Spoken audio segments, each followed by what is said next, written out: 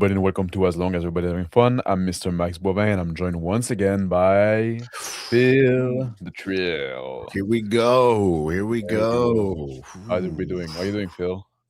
been doing good. Plotting, Good. scheming, making moves, ducking, Yes. diving, things like that. So, well, that's good to hear. I'm glad to Yeah. hear it. Are Like, you we in didn't have time. Like, sometimes we have time to chit chat before the show, but like, not today. Yeah. Phil usually like just showed up like I just at showed up. 10. I was like, hey, I know it's 9 o'clock. I guess I'll get ready. Yeah, I guess it's 9 for you, right? Yeah. Yeah. Let me I fix got my color a bit. lost. I got lost in the magical world of Minecraft with my daughter. Oh, is that what you're doing? Yeah, my daughter started to like Minecraft. She's like Oh, that's cool. 5 going on 6. Yeah, that's And so cool. So I'm like, hey, let me make something that would look aesthetically pleasing. And she's like, I'm going to put chests everywhere. And I'm like, okay. She's like, can it be my turn? I'm like, yes. And I hand it to her, and then Yeah. she makes it look even better. That's cool. Like it's a game like she'll be able to play for long years, like many years, right? It's like Yeah. it's crazy that this game's still so popular. Like it's been released like what 2009 it became public, something like that. I don't know. 2010 maybe. Yeah. It's crazy how a lot of these like main games right now, like Fortnite Yeah. and Minecraft, are still Skyrim is still like very popular. Skyrim. Like I still play Skyrim occasionally. yeah, It's like yeah. 15 years, something like that. It was It released was on 11, November 11, 11. 11. Yeah, 11, 11, 11. 11. Yeah, so Yeah. 15 years. I'm Yeah. no The first numerologist. time it was released like every fucking time on every platform. And But 11, 11, 11, 11, that's 6 ones. yeah, So make of that what you will if you're a numerologist. I'm not. Just wanted you to yeah, be aware, numerology experts. yeah. Something's going on there. I don't know. So we call like Armistice Day, right? The end of World War One. That's right. Yeah, I forgot about that. Yeah. Yeah. When at So 11 something's going o'clock, on at there. 11 o'clock morning, we take a minute of silence. Or is it like So, 11:11? From 11:11 to 11:12, that we do minute of silence. I don't know. not for Skyrim, Not for Skyrim. It's but for for the end of World War One. the end of World War One. Yeah, Yeah. it's got There you go. co-opted. It's got co-opted by Skyrim. Yeah, by the Skyrim Day. game devs. Yeah.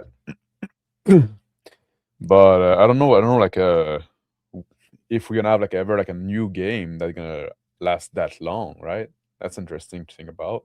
But Yeah. it's a bit outside of the usual topic, but Yeah. we want to talk about video game a bit, right?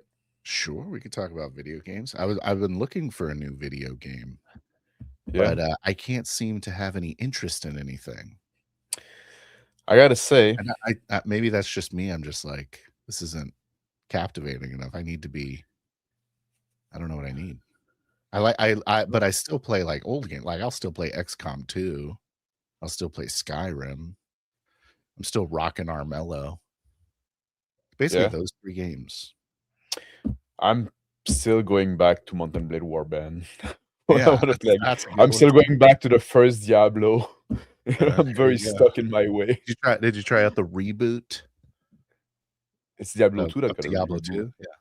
I don't Diablo like 2 is Diablo too 2 as modern much. for you. It was It's already yeah, too modern. it's they messed it up. The first act of Diablo 2 was excellent, but from the second one is all right too, but from Act 3 they messed it up. Okay. Like Daryl Trail mentioned, like Crimson Desert is one to check Crimson out for Desert is Skyrim fan. new. It's like a Yeah, Skyrim sort of Dark Souls hybrid. This is what I just yeah, and with a bit of definitely looks Zelda like Breath of the Dark Wild in it. Souls. It definitely looks like Dark Souls mechanics. I don't The know if it's like I would rolling, call just it that, basically that there's rolling. and there's That's what I stamina, I call Dark guess. Souls. Yeah. Yeah, there's maybe a bit of Dark Soul in it. There's a bit of a Breath of the Wild in it with a lot of exploration. What's appealing Okay. to me in Crimson Desert Mhm. is the thank you, Mario Trumpet, for this Mayor dollar. Trumpet paying his dues, Yeah. keeping the colors Also, he on. was saying greeting and felicitation. I'm not sure why. What we're being like congratulated for? Maybe for your daughter joining Is that what congratulations means?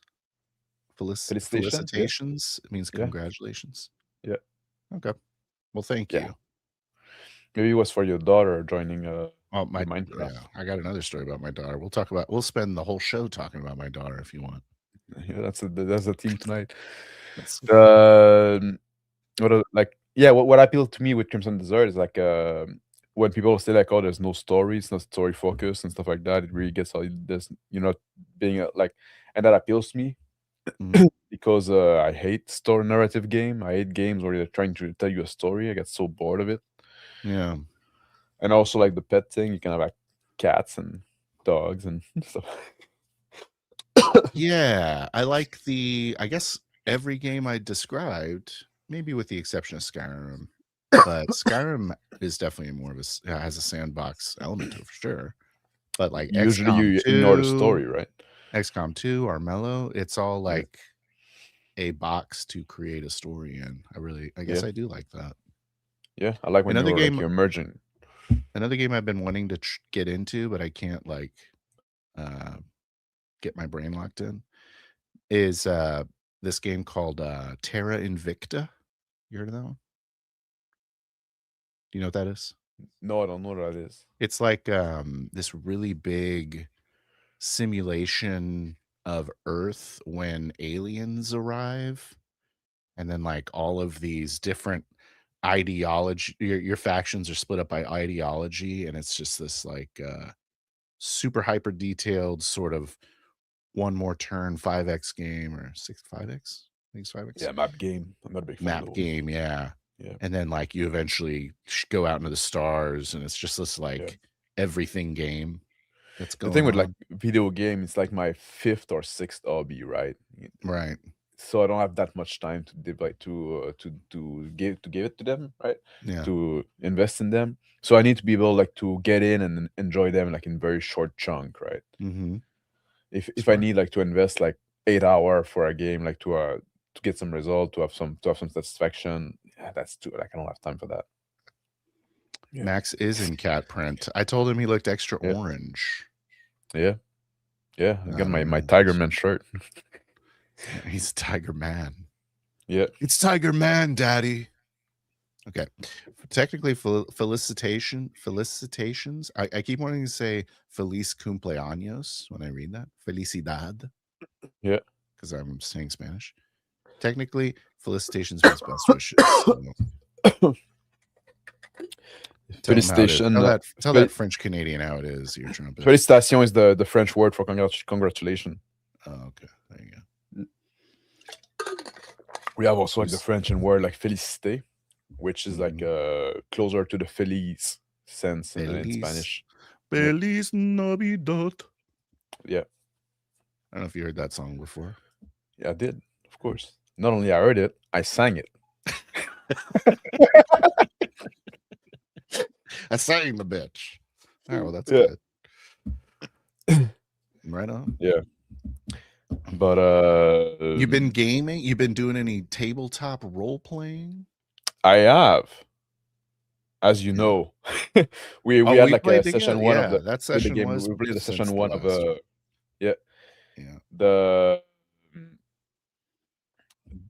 we had this session one of this Brine in the Wine game. Brine in the Wine, yeah, which I quite like. I'm very happy with this character, which was different than the other character I was playing. I played it recently.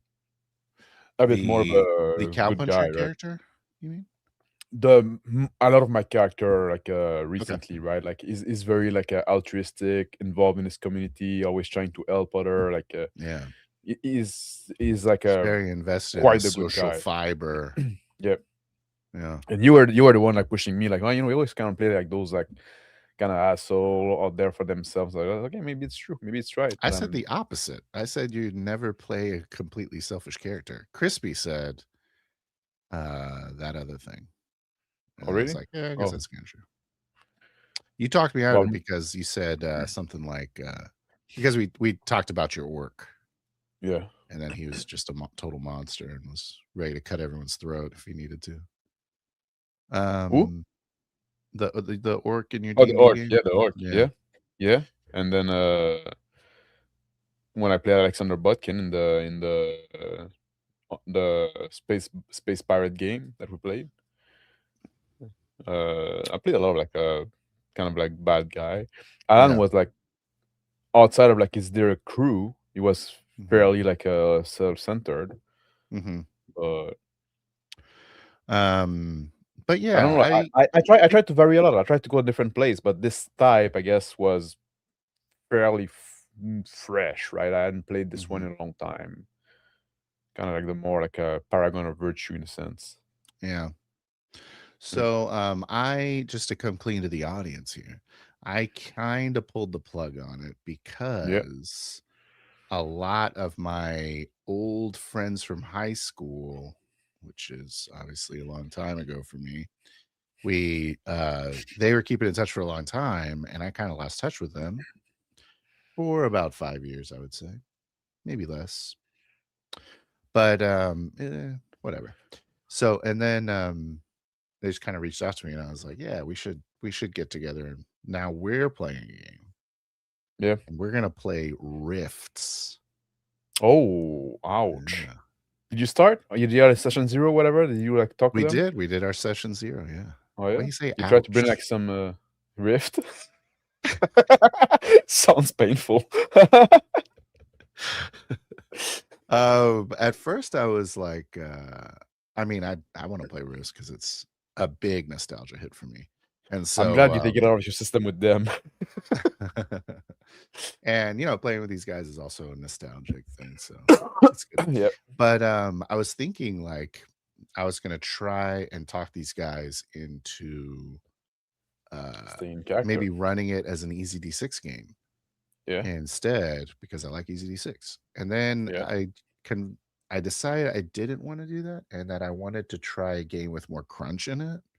Yeah. Um, just because I just wanted to.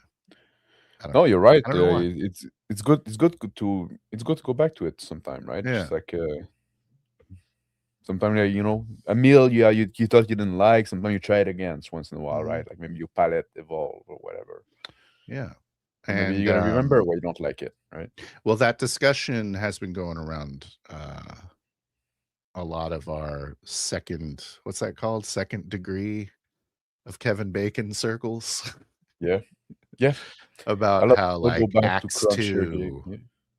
Acts 2 is a Yeah. real game and the crunch is actually desirable. We've been fooling ourselves into thinking that No. mechanics are the enemy of role play and all this stuff. So I wanted to give that a shot too. I wanted to, and I've been wanting to do that. Like I've been wanting to play Dune, the Modiphius Dune. It's a Yeah. crunchy game.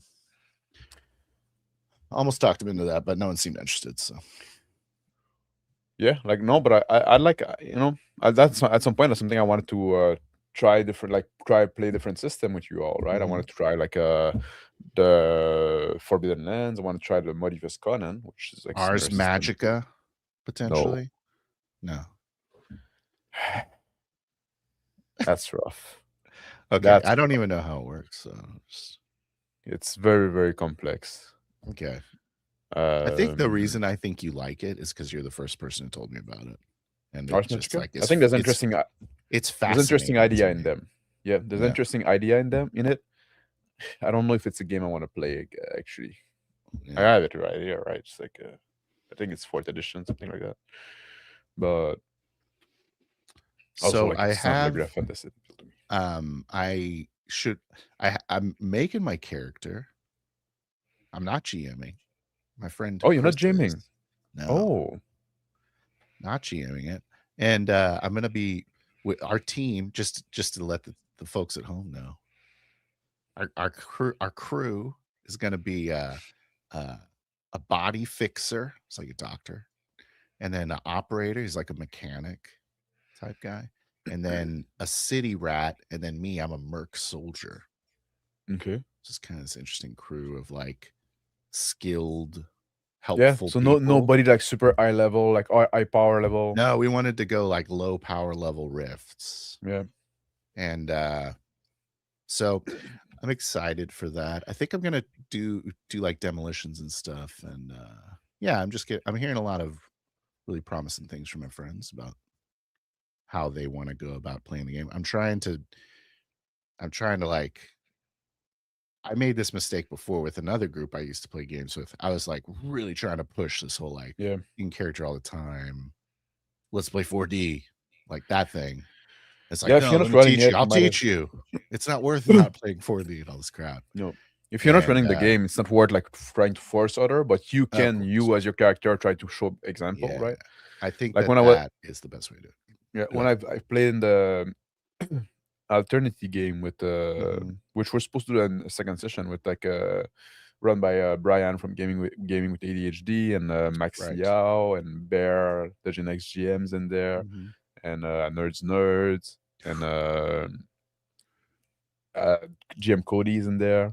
I'm forgetting like Kim, Brian's wife. Did I get everybody? Isn't I'm that funny forgetting how somebody. like the most interesting group of players is like playing behind closed doors? Like, what are you guys doing? I think no, the game's online. The game you can see it. Oh, I thought that was a game you guys weren't gonna show or something. I think no, I think Brian put it on his channel Oh, in okay, the end. cool. I'll check it out. But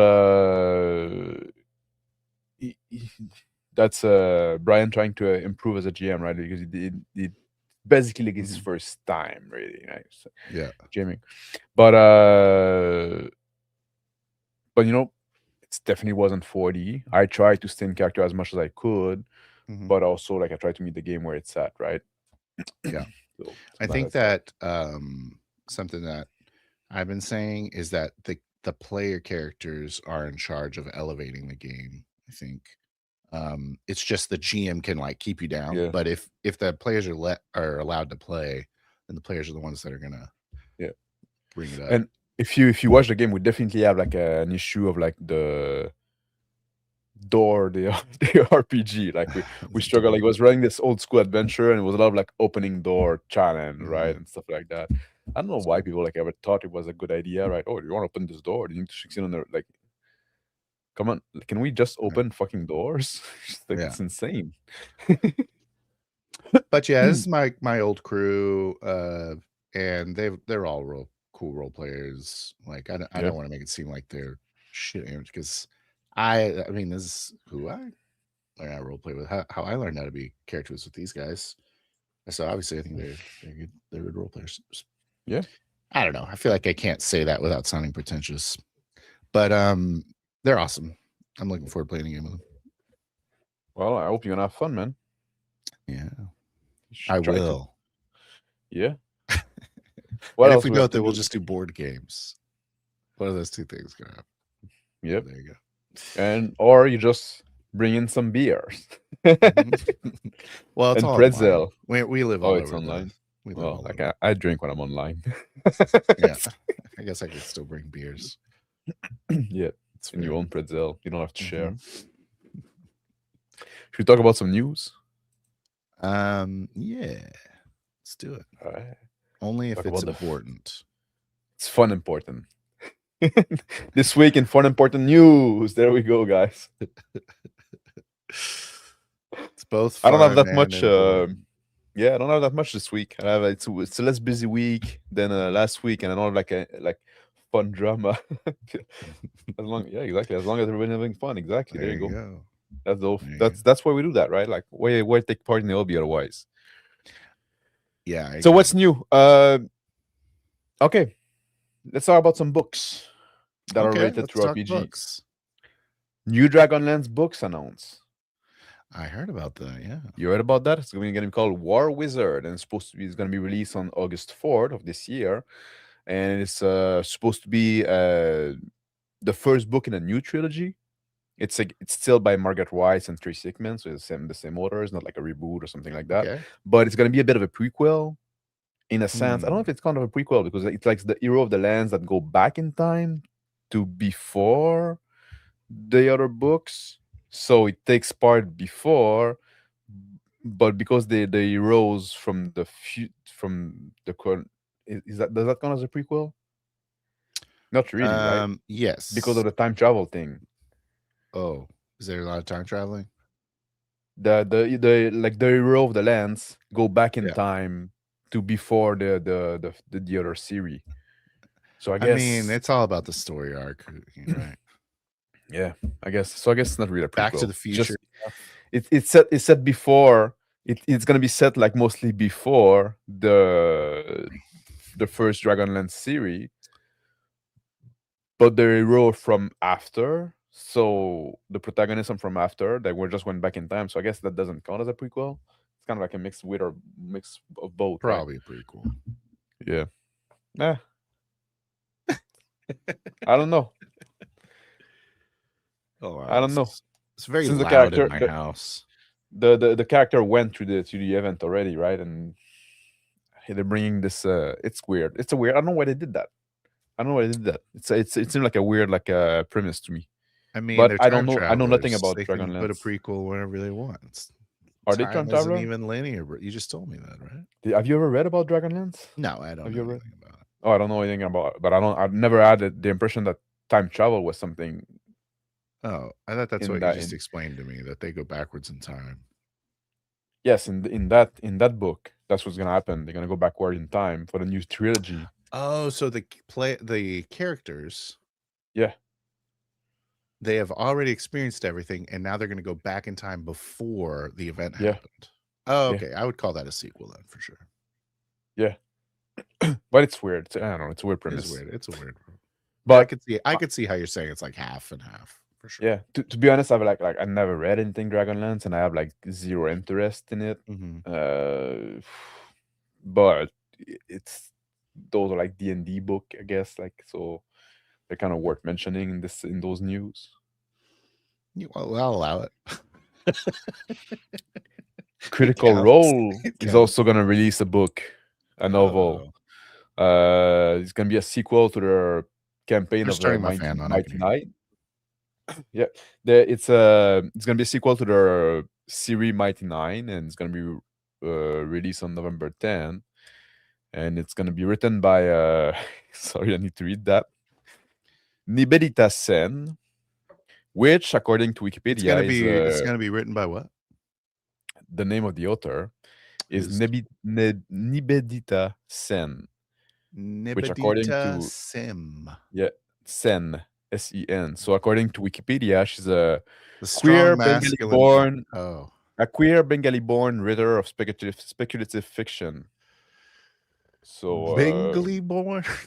Bengali-born. She's a queer female Bengali-born writer of speculative fiction. Is Bengali-born? Is that a word? Yeah, she's born in Bengal. Oh, Bengali. I see. Yeah, Bengali-born. Okay. Bengali-born. You're saying she's Bengali-born, like she's a Dr. Seuss character. She's born in Bengal. It was Bengali-born in Calcutta. And she wrote stuff about like she also like wrote some nonfiction about like being represented in video game and shit like that. So I'm sure it's gonna be great. She you can look for. She deserves $500,000 Kickstarter. Yeah, you can look for that. Yeah, queer. I did say that in the first. Like that's how she's described in Wikipedia. If you go to her Wikipedia, that's the first line. Like she's a queer Bengali-born writer of speculative fiction. So I'm not making that up. But I found like interesting that that's how she was. I guess that's a big part of her identity. Mm-hmm. It's the most important part of her identity. So if you're looking forward to that, that's gonna be released on November 10th. I'm sure you're all excited out there to have a sequel to the Mighty Nine arc. I am. I'm excited. Yeah, there you go. No, I'm not. Dana, you. I know I'm supposed to sound excited with the news. Like, well, you told me I should have sounded. You told me I should sound more excited. About these stories. Well, those stories are not very exciting, to be honest. Like, but not. I don't think those things are for us, right? It's like, yeah. But it's gonna be for someone. I'm sure. Like a lot of people are gonna be excited about that. I don't know if a lot of people like in Calcutta is gonna buy this book, but a lot of people on Reddit will. Yeah, they made it for the queer Bengalese. Yeah, specifically. that like speculative fiction and Critical Role. It's a tight Venn diagram. It's Yeah, very but tight, they're gonna have that locked in. but it's there. Dan Ayub, you know what that is? Dan Ayub? Dan Ayub No. is the head of D&D at WotC. I Since failed that pop quiz. Shit. since Crawford, is it Jeremy Crawford? Yes. Yes, Unless there's there's two a different Crawford, right? Oh, okay. No, but not the one from it's from the Without Number. What's his name? It's a Crawford to Kevin Crawford. That's Kevin Crawford. So Jeremy Crawford, right, left WotC, and now Dan Ayub is the head of D&D at WotC, and he apologized to Luke Gygax, son of Oh, Gary yeah. Gygax, Big for story. for how his father was treated by WotC. And apparently, this Dan Ayub said that D&D has lost his way, and that they want to go back to. They want to bring back danger and conflict and more like kind of traditional kind of They story. want to make D&D great again. Finally. Well, yeah. Like when Mario Trumpet say, like, too little, too late. That's how I feel as well. You know, I don't trust those guys that much for that.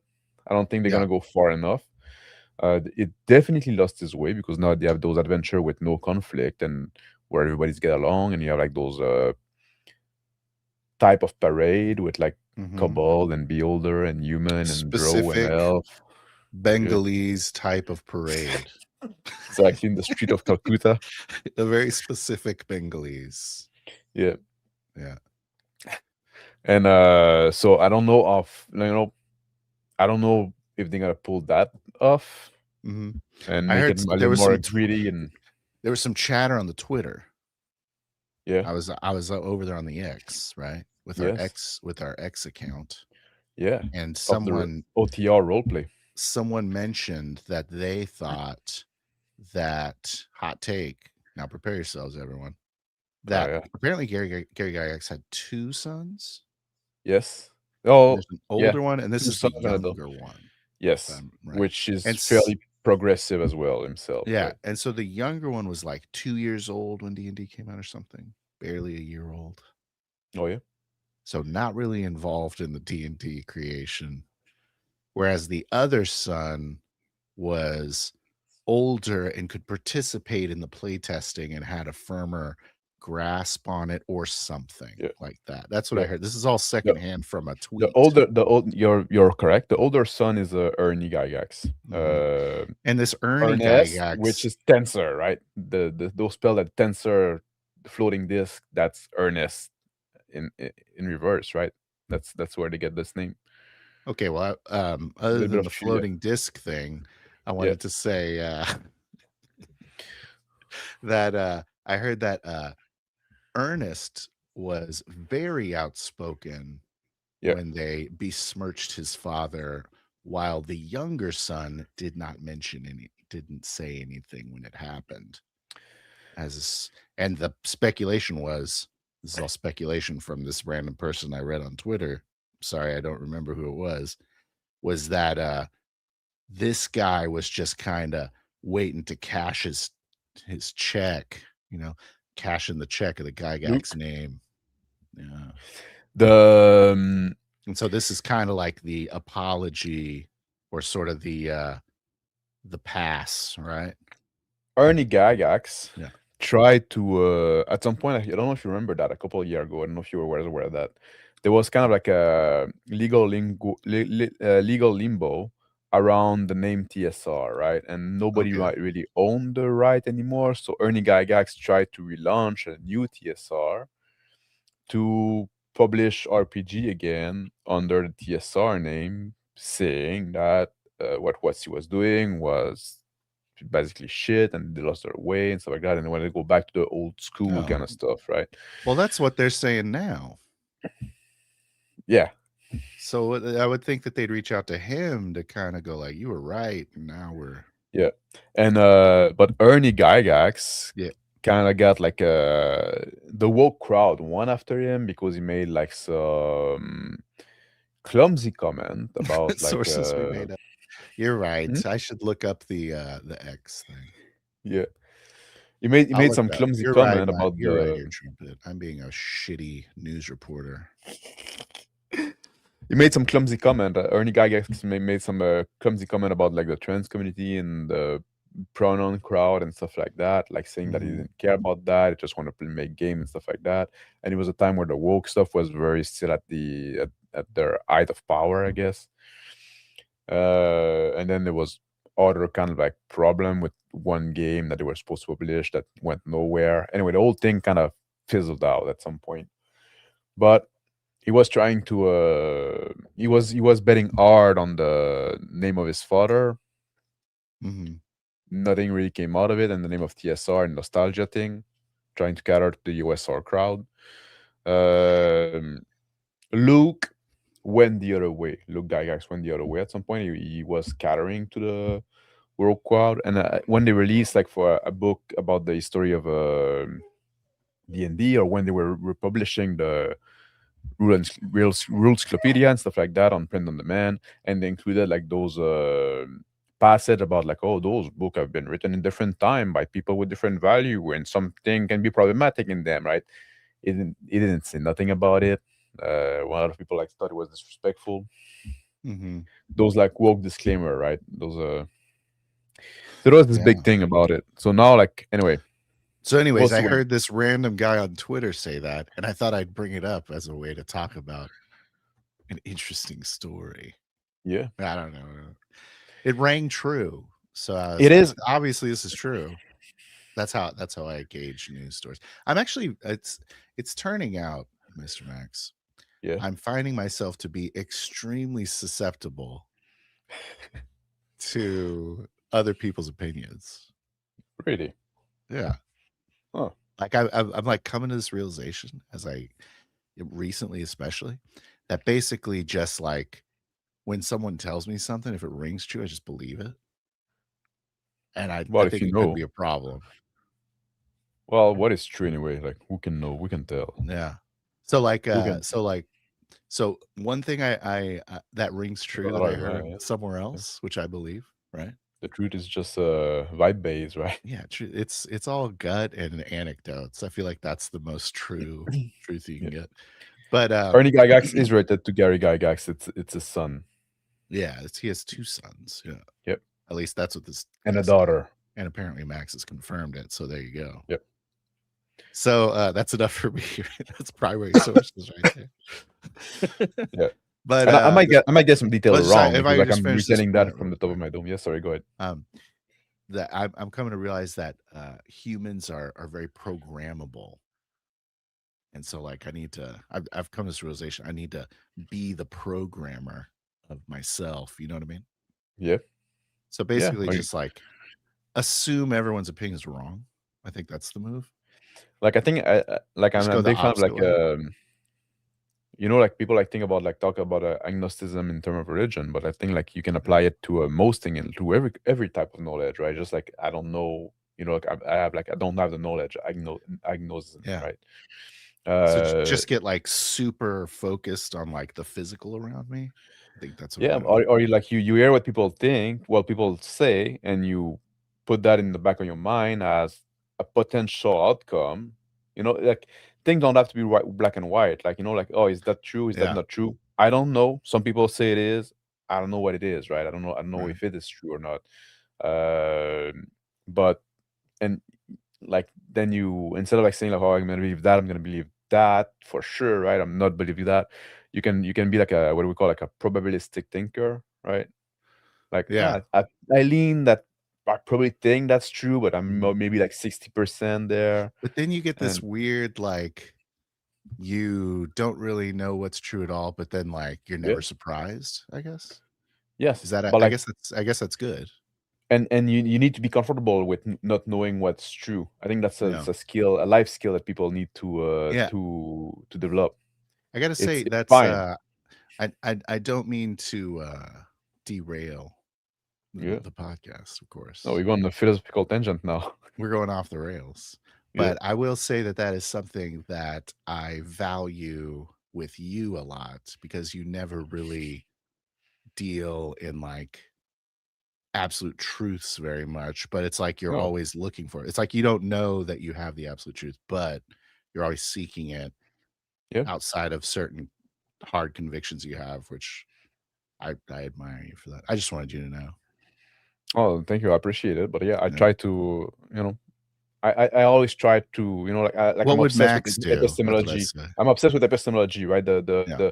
The challenge Yeah, of I've like heard you say knowing that. what's true and how you get knowledge, right? And something of course you heard me say it. I talk a lot about it, right? It's Yeah. but and I think like most people like need to realize that people think they know stuff and say, yeah, you don't fucking know shit, man. Yeah. It's like, Not I don't because you're know dumb, shit. like you don't like. And when I say that, it's not because like it's not an insult to you. It's not because you're dumb. It's not because you're stupid. It's not because you're ignorant. It's because knowing stuff is very hard. It's Yeah. very complicated. It's not an easy task. Yeah. But So yeah, like anyone who's like confident in yeah, their perspective is usually wrong. That's yeah. what I find. And so I was wrong probably about everything. So that's where I'm at now. Basically, That's I fine. was wrong. Yeah. And other people And could have been right. being wrong on stuff doesn't make you a bad person or anything, right? Yeah. Like we're wrong on. We've been like most There you go. people gonna be wrong on most things for most of their life. I'm starting to And that's lean fine. more into the as long as everyone's having fun camp. Yeah. There you go. Welcome. I'm back. Yeah. I never left. Yeah. Did I ever leave? I don't know if I ever left. I don't think you did. Okay. Anyway, this Luke Gygax thing, that's gonna be interesting to follow, I guess. And now you're bringing back like the other brother. I guess that's gonna be interesting too to follow us. If there's gonna be like I'm curious to see what he says. Yeah, I'm curious. If he says It's anything. gonna be like something, some kind of a reply to that. He might just be like, take the good brother route and just like, okay, go get your bag, little bro. Yeah, because talking about that probably in the same line of news, Luke Gygax and Watsy are working together on a new book. There's going to be Melv's Guide to Greyhawk, and that was a big news because he was like bringing the name Gygax back to D&D. You're gonna have a D&D book with the Gygax name on it and the Greyhawk thing as well, right? Like Greyhawk has been left on the wayside, so for a while. Yeah. So, and here come the MILF joke. Exactly, it's MILF with an E. It's like a MILF but with an E. What? I missed the reference. Why are we talking about MILF jokes? Melf's Guide to a Greyhawk. You know, like Melf Acid Arrow. Yeah. Was that a thing that happened in D&D? Was there a lot of MILF jokes? I don't think when MILF was something. I don't think MILF was right. I think like those were two different periods of a. What a time to be alive! It's a real confluence now. Yeah, exactly. Finally. So that's something. Yeah, that's something that's gonna happen. For people into D&D, right? You can have a new guide to Greyhawk. Yeah. Not much have been said about it. What is I don't even know if I it's like I don't care, but Greyhawk. Yeah. What's the why would I play Greyhawk? It was if you wanted to play Greyhawk, what would you tell me? It was like the standard setting from so the earlier D&D. Okay. And yeah, and it's less fantastical than the Forgotten Realms in a lot of way. Okay. So it's very like bog standard. A little bit lower magic then. Yeah, and less. Yes, I guess a little bit lower magic, a little more deadly. Assume. Grim dark like Warhammer. A little grimmer, not as grimdark as Warhammer, but a little grimmer. Yep. I like that. But to be honest, I don't know. Like, here's some good knowledge that could be real. Yeah, Yes, could be it real. It is real. Okay, can't confirmed by Max. Yeah, Created by Blackmore was Blackmore. Anderson. Fuck, what is his name? Is it the other guy that with Gygax Anderson? I Anderson? believe so. Yeah. No, I'm not. I'm saying it wrong. But that Blackmore was his setting, and Greyhawk was Gary's setting. Yeah. But yeah, which one's better? Like you said, They like should the fight. consumer version of Grimdark. Yeah, exactly. It's a Grimdark. Those two worlds should have like a DC versus Marvel like source book. Yeah, you know what I'm saying. Zarian say like what he's gonna wreck Greyhawk now. So not a lot of confidence. Eh?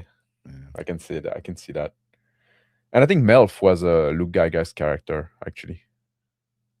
Like when last Tensor was Ernie's character, but Ernie Anderson.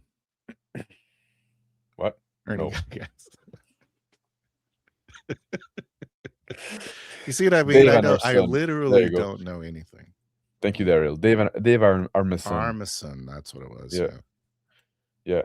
Which was his idea to bring role play into. Yeah, that's fair to say. I guess he was a role player one. There you go. Is the next move now that we're sort of in, I don't know that you've jumped on this bandwagon or not, but the idea of these like crunchy mechanics, I mean, you're literally designing a game to do it. So is the move after finding the crunchy game a well-defined setting? No, I hate those. Okay. I fucking hate those. Like, I don't want to fucking read. Like I hate reading lore. Yeah. Like I don't want. Yeah.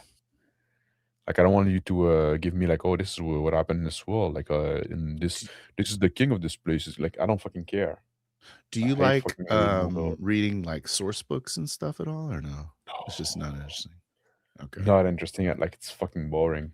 I love that shit. I'd rather read that than like a novel. Yeah, and that's a bit of your nerd side. A lot of nerds read like because they like knowing fact, right? They're quantifiable and like they can quote and like they need to have the information. It's because like when I'm reading it, it's triggers my imagination to like come up with hooks, you know. All I'm doing is reading and thinking about all the things I could tell my players to do. That's funny. I find it like more constrictive than freeing, right? Because I can because if you let your imagination go, you can come up with all kind of hooks and storyline and stuff like that. But then like there's always going to be like some lore lawyer, right? That's going to say, well, actually, like that's not how you work in this world. And it's like, oh, shut the fuck up, man. That was a cool story, right? First of all, shut the fuck up. Yeah. And I'm not saying like if you like lore, I'm not saying it's making you a bad people. I'm saying like I personally hate it. I can't stand it. I 100% agree.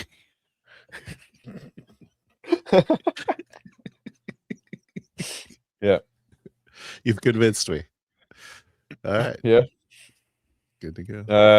I often like cover some Kickstarter on those news segment, right? Big Kickstarter, but there was not much this week or this fortnight that was interesting. Well, we got to bring up. We got our Victor. Yes, should mention Victor. I think he's got a couple days left on his, right? Yes, he does have a couple. Like so, Street of Magic. You can go see that. I didn't check what it was in now. Like I did back it. Good. So you can go look at that. But also, there's one Kickstarter I want to mention, but it's for a trading card game. It is a Cyberpunk trading card game. Ooh. And when I took the note, they were like near 15 million USD with 20 days left. 20 days left. Yes. Who's making it? Obviously, there has to be someone making it. This is like freaking. Oh man, I forgot his name. I don't know the company making it. I never heard of them, but I'm not big into the TCG world. But it is backed by Richard Garfield. That's what I'm trying to think of. It's Richard Garfield's Cyberpunk game. Finally. Yeah, but it's not Garfield. Like it's a company I don't know, but it is backed by a CDPR, right? So, Oh, okay. and not by Pondsmith. Well, I'm Pondsmith. not saying I'm Mike Pondsmith, the guy that made the Cyberpunk RPG. I don't know if he's Mhm. he doesn't seem to be involved, right? I didn't see. Was he involved in CD Projekt Red? He owned the license for Cyberpunk. Yeah, I know, but was he in CD Projekt Red though? I think he sent his son as consultant. Oh, okay. We know how that goes. Yeah, I don't know what I'm saying. but he was so him and his company was involved in the Cyberpunk video game, and part of the deal, that's why they got to make the Witcher role playing game. Okay. That was kind of like a two-way deal, right? So CD Projekt CDPR Red's could making make a card game. yes of a Cyberpunk. Do they talk about mechanics at all? Or? I looked briefly, like I said, I'm not big into TCG, so I know there's dice involved. Mm-hmm. One of my favorite card games, if not my favorite card game, is Android Netrunner. Freaking love that game, dude. Yeah, and you wanted to me try it. Yeah, I was trying to get you to try it for a few days, but you, whatever it is you're doing. And then also I have like you and your total lack of responsibilities. Yeah, I put the link in the chat if people want to go check the Cyberpunk. Okay, I might click the link. Now I'm clicking the link. All right. Actually can't click it through StreamYard. Lame. No. Well, anyways, I can give it to you another pretty cool card Discord, game is there's this like co-op Shadow Run game, which is actually pretty fun. Oh, really? Yeah. It's like a card game. It's like a legacy game, so you like get these, you manipulate the cards. And do you know what legacy board games are? Yes. Yeah. It's a game like that. It's pretty cool. Yeah. Anyways, I used to like the Mech Warrior or Battle. What is it? Is it Mech Warrior or BattleTech? I forgot which one it was, but it's the card game. Yeah. Oh, I don't know. Made by WotC too, actually. Oh. Yeah. But now, like, I'm not into it anymore, especially with net decking nowadays, and it's too much gambling, too much pay to win, basically, right? Yeah, then that's one of the reasons I like these two games I mentioned. So the Shadowrun game is entirely comes in the box. The Netrunner game was like a living card game. So you would buy the expansions and get a full play set of every card. Oh, so it's just like there's no rarity. Oh yeah, I like those better already, right? But those are not like trading card game. They're just like they're not taking TCG, right? But it is a customizable card game. Yeah, I don't mind card game in that sense. I don't mind if a game use card. I just don't. So this is gonna have some kind of rarity as a Kickstarter. Yeah, I think so. Yes. How does that work? Because it is a TCG. So you're gonna get a full play set for sure, or no? I think you're gonna have like booster box. I guess. Yeah, you're gonna have like 2 starter deck, depending on the pledge level, but like it's gonna be like booster box basically. So there's gonna be like random chance of there's a lot of TCG going on Kickstarter actually. A lot of them. Most of them sucks and never do anything, but the one that do, you can 10x your money. Hey. Yeah, so if you don't have enough gambling in your life, I really need a lot of ad blockers around me because I buy everything. Oh yeah. I don't. Nah, I don't buy anything. I got a last piece of news that I want to share with you. Okay. With you all, people at home as well. Have you heard of the Origin Awards? Origin Awards. I have heard of them before. Yeah. Isn't that like a role-playing game award? Yes. It's not only role-playing game, but they have like a role-playing game category. It's game. They're game awards, right? Okay. It's done by the Game Manufacturer Association, GAMA, and and they announce their nominees for the 49th Origin Awards. So they've been around for a while, right? Coming up on 50. coming on Gundam 50, the big one next year, I guess. Stay And tuned, guys. I took the list of the core RPG of the year. I Okay, didn't go let's with the pick the Superman. winner. Yeah, let's talk about it and which one you heard of and what's not. Age of Vikings. So these are all tabletop role playing games. Yes. Okay. And they all like core book. So like the book that you need to play them. Like so no supplement, no nothing like that. There's different like a section for supplement, but it was all goofy stuff, so I didn't care for it. I didn't pay attention to it. Okay. So Age of Vikings, ever heard of it? I don't know. I don't think so. Well, it's made by Chaosium. And there you go. My trumpet is there already. It's made by Chaosium and it used a BRP system. So that could be cool. That could be cool. That could be a cool one. I like Vikings. I like the idea of being a Viking. If it's a historical setting and stuff like that, and try to be like, I'll be interested in that. I'm not the biggest Viking fan. It's not my favorite historical period. Finally, you can flex your lack of lines and veils. Yeah, exactly. Yeah, raping and pillaging. But yeah, like Vikings are like I don't have anything against them, but with some culturally acceptable choices. Yeah, I just prefer like a few century later, I guess. Yeah. Or a different culture, maybe. I'm more like a Frankish guy than a Viking guy. It's true. Yeah. So that's one of the nominee. And that's one game that, we're talking about like I don't buy that much shit, but that one I might consider buying, actually. Okay. The price I mean, right. we're getting an award potentially. It's potentially getting an award. Be something there. It's a nominee. Yeah. Chew. As in what I do before I swallow. Exactly. Okay. Never heard of it.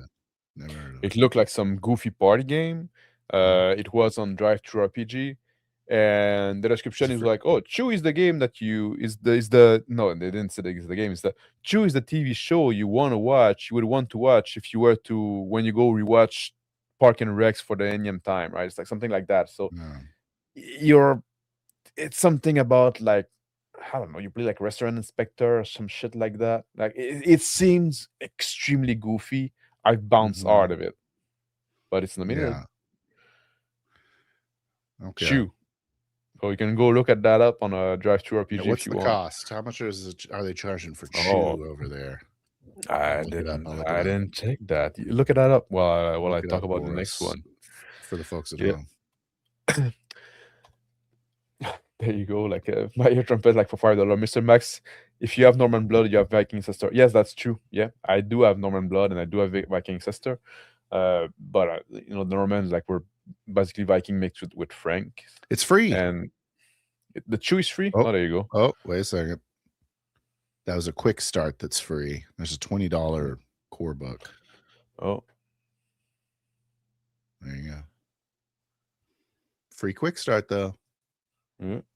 Oh, Zarian said like Chaosium Vikings is okay. Somewhat better in my opinion, and cheaper alternative is Legend or Viking of Legend. Okay. Hot take. So we have some people like familiar with it. Yeah. Next nomination. Isn't Chaosium the guys that are making the Italian latte? No.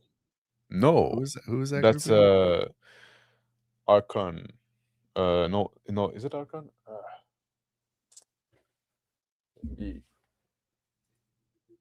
I cannot find it anymore. I cannot find it right now.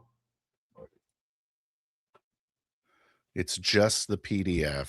You can't even get a hard copy of Chew.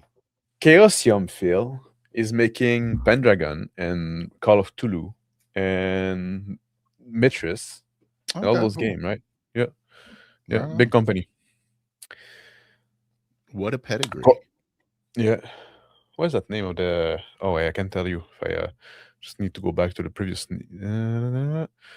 It's Asheron Games that make the Spice Latte game. There you go. There you go. Which wasn't nominated, I guess. Maybe because it's not out yet. Not Mitras? Oh, Mitras. Maybe because Chaosium of doesn't make Mitras. bias. Maybe because of Oh yeah, Italian no. bias. Yeah, you're right. Like Chaosium doesn't make Mitras, but they do make RuneQuest. Right, it's true. Yeah. There you go.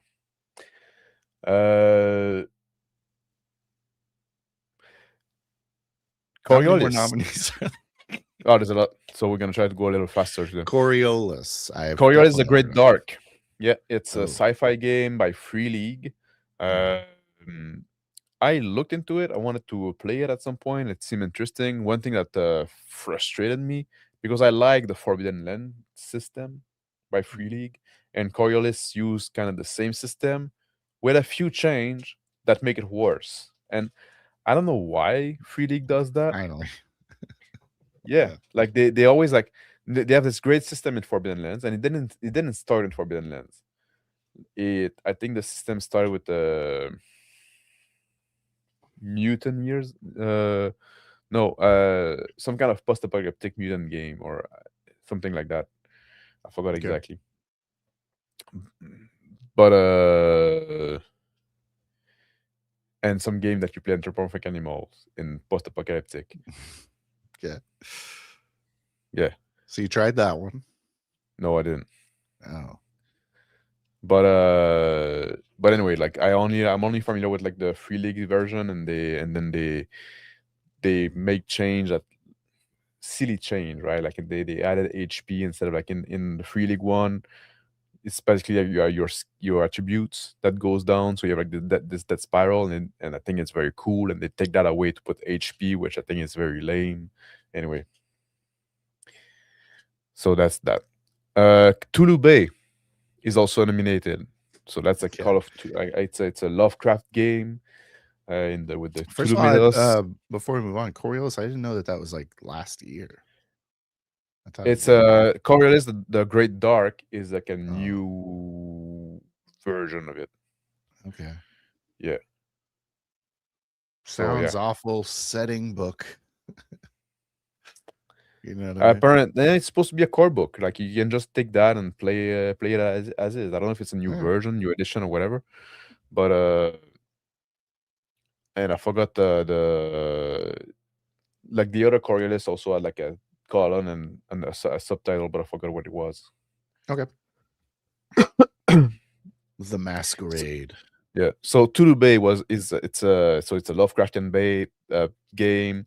It's on DriveThru. I never heard of it. It's 66 page. So very small game, right? They say it's gonna be like it's streamlined. That's the word they use, right? Okay. I don't know what system. They didn't say much when I got the page. Yeah. But I don't know about it. Daggerheart is nominated. Oh, good. By Darrington Press. I've heard. I would be pissed if they're the one winning, to be honest. $10 for Cthulhu Bay, by the way, guys. Yeah. So, and that is also just a PDF. Yeah. The Cosmere RPG, like Brian, Brian's. No, it's not Brian's. Like Brendan Sanderson. Mm-hmm. You know what about the? You know the other like Brendan Sanderson. He wrote a bunch of. I've heard the name before, but I don't know anything about him. Okay, but he made a role-playing game, and I think that was the most back role-playing game on Kickstarter ever. That made like 15 million, something like that. Yeah, the Cosmere RPG. I never heard anything about it. I never heard like how the system work. I never were they money laundering or something. Like allegedly. I think like people like that bought it or like Brendan Sanderson's fan. There might not necessarily be like role-playing fan. I'm sure like there's a bit of overlap on the two, right? Because like they're like Sanderson's books or nerds books. Yeah. But like I don't know like if anybody played the Cosmere RPG.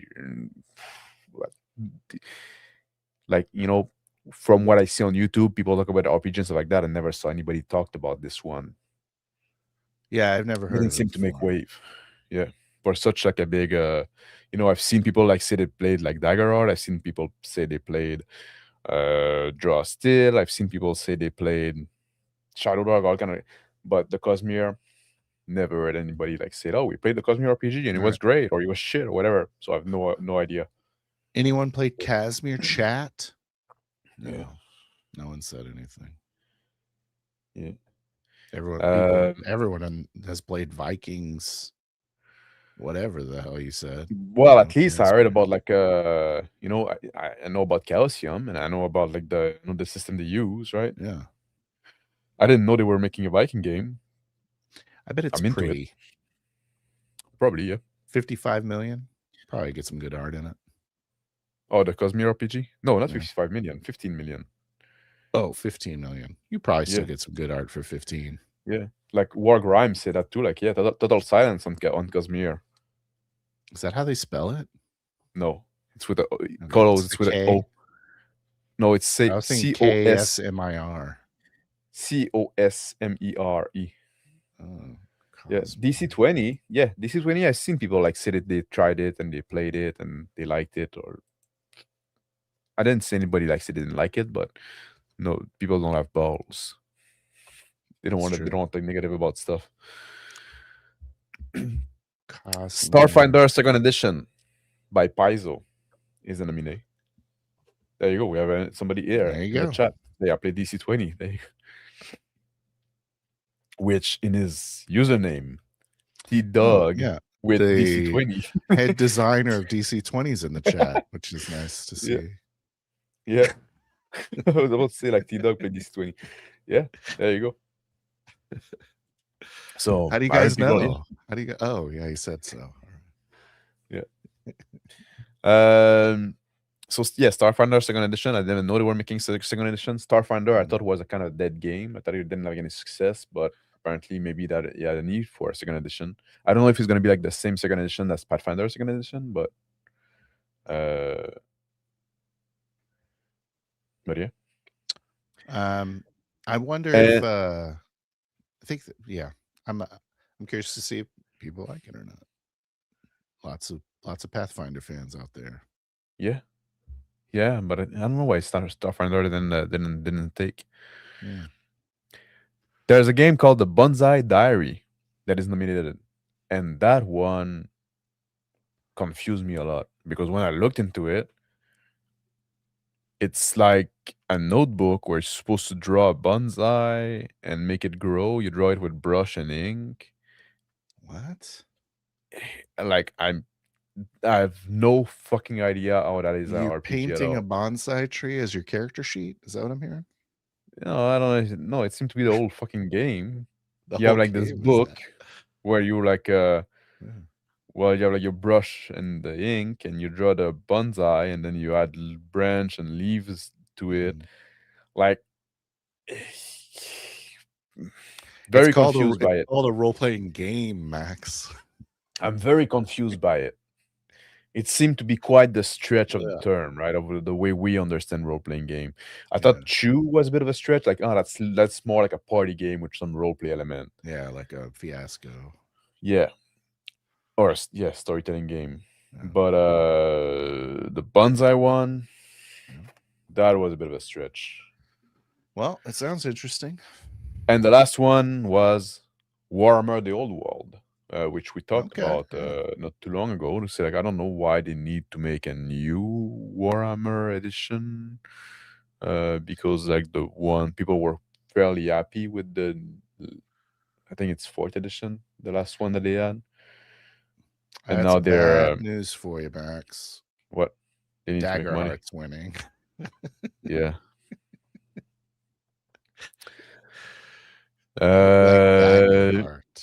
Yeah, I think Dagger Heart is gonna win, to be honest, and I'm gonna be pissed. Is it? I mean, who's the judge? Who picks? Yeah, there you go. Maya Trumpet said that like Bonsai Diary is a solo journaling game, so I don't think those are role playing game. So it's a solo journaling game. What does that it's mean? Like there's one like was like solo popular RPG, like a roll and write. No, you just no, like it's like. Okay, I can explain that. I don't you know. write your. It's like, you know, when you're a little girl and you write your diary. Of course. You do that, but as a character. I was a little girl yesterday and writing my diary. Yeah. So you do that, but in character, right? And there was like this solo journaling game called like 1,000 Year Vampire. So you make this character as a vampire, and you write your diary as this vampire for Oh, 1,000 year. that's And interesting. would you call it a role playing experience? I don't know. It Probably. seemed to. It's more like a Okay, now here's a question for closer you. like to like. Would you call like writing a novel a role playing experience? that's a Right? good You know, it's like point. at some point, it's like at some point it seems to be a bit stretching. Like it's too. It feels too different. Yeah. Yeah. But you compare it to like Daggerheart. Like what do we it's a board game, you know what I mean? Where it's Yes. like Which I think also should be disqualified. not also be So I'm comparing it to a thing that you should also not be considered. But I'm saying like what's closer to a role-playing game? Probably Daggerheart. At least like you're on the So- table with other people rolling dice. So the other person is Yeah, for is me, like the imperative. social interaction. Yeah, Yeah. for me, yeah, I think so. Yeah, it is a pretty good benefit to have that. Yeah, because like you kind of have to think on your feet, right? To Yeah. And you're creating something with others. It's kind of if you can just like take your time to tergiverse. Almost one of the major points of doing it. Yeah. Yeah. Oh well. It sounds interesting. I mean, I don't know what I would put it under. Like you're thinking about think about like a music store, and then you have like the rock section, Yeah. and the pop section. Yeah. That's how I view like role playing in like the gaming world. Yeah. Yeah. But anyway, those are the nominee. Which one I wish would win? If I had like I played none of those games. The one got like a lot of Coriolis people in our like I would be happy if circle. Coriolis would win. There's 3 games in that list that I would be interested that I might buy actually. 3 games that will be on my might buy list if the price is right. Which is Age of Viking by Chaosium, Coriolis, and the Warhammer Old World. Yeah, those are good.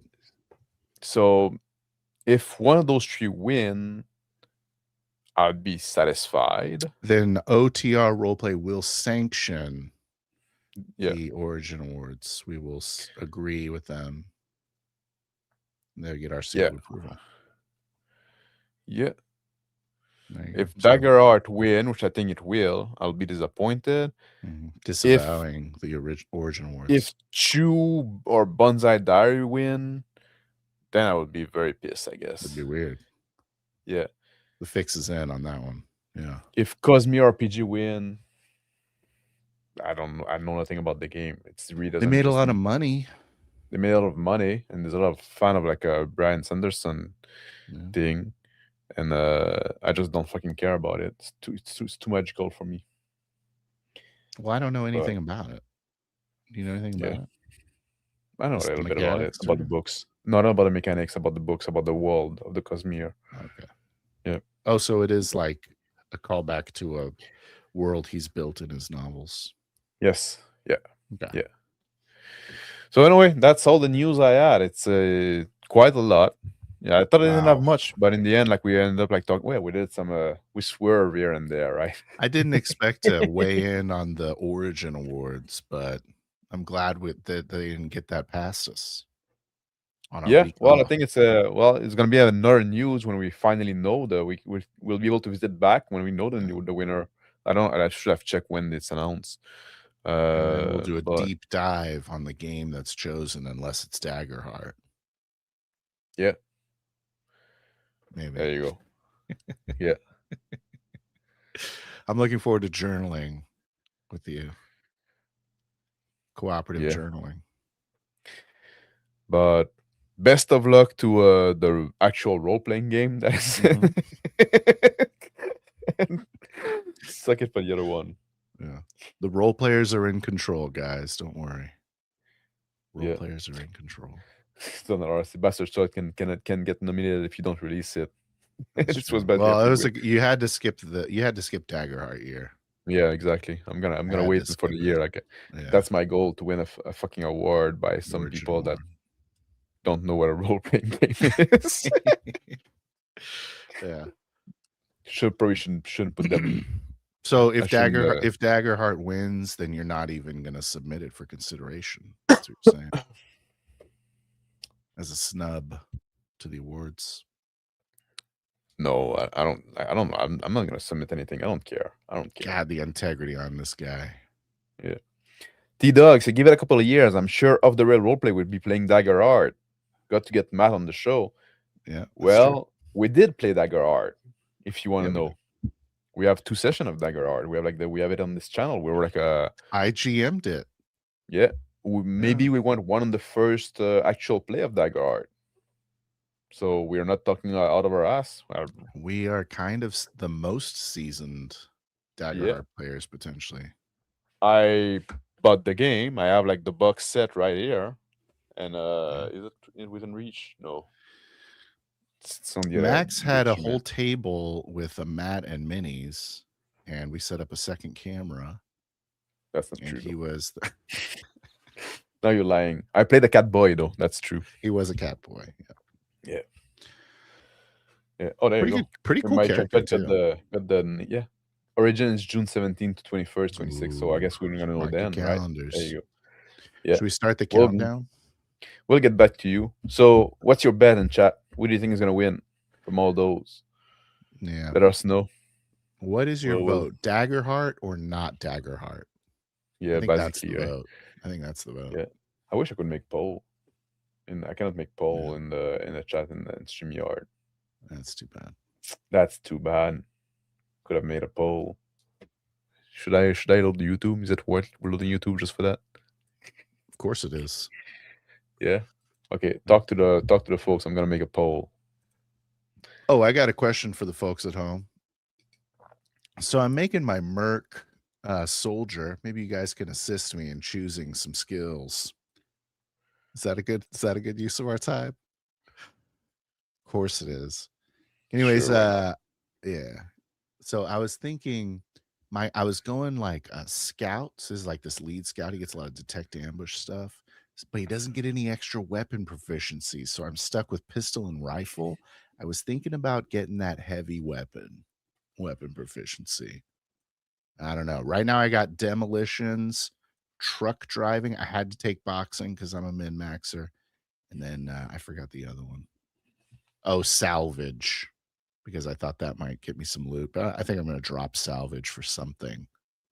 So anyways, what would you guys recommend? Something to consider. I'm thinking I'll do weapon proficiency heavy. So that's kind of where I'm at.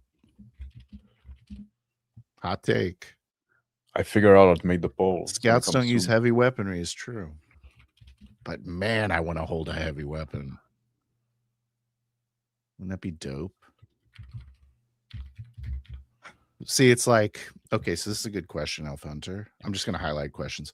I was thinking that it would be like, since I'm the soldier and then I got city rat, medic, operator, like I'm the heavy weapons guy. I'm the Jane of the Firefly team. Kind of where my head's at, right? So I was thinking it'd be cool to like bust out a heavy weapon once in a while. Scouts use heavy weapons in Warhammer, so how about that? I think you can put a heavy bolter on one. Maybe not anymore. I don't know. All right, I posted the poll in the chat. Maybe I'll stick with salvage. I posted the poll in chat, so we'll see. We'll see how it ends, right? I just want to role play holding a giant fucking gun. Yeah, you know what I mean. That's really where it comes from. So I will. Thanks. Should we check a video together? We got something in the queue. We're deep into the episode here to start a video, but I got nothing. It's a short video. I got nothing to do. Yeah, and it's a short video It's a short video. from a friend of the channel, Thank you, Z. the GM philosopher. Yeah. There you go. And it's about like stop making fight harder, make them matter, right? And we had like this a bit of a conversation in the background, you and I feel Mm-hmm. about the schism. And I thought there was some interesting stuff said there, right? Yeah. So if I may set the table, Max, Yes. because Go ahead, please. I view combat as a very good thing to look at when you look at the schism, as I call it, of the philosophies of role playing. So like Mhm. a lot of times we'll talk about trying to embrace the cinematic, embrace the in character versus embracing the overhead tactical and perfect strategy version of it. And Yeah. both of them center around this idea. You said it's like everyone wants it to be better. And I said, well, how do you make combat better? And Yep. that kind of defines that. I feel like everyone has, and the problem usually is nobody takes it seriously or has any idea what the hell they're doing with it. So I think main thing is avoid that. Like everyone sucking and taking 9 years on their turn. But Yeah.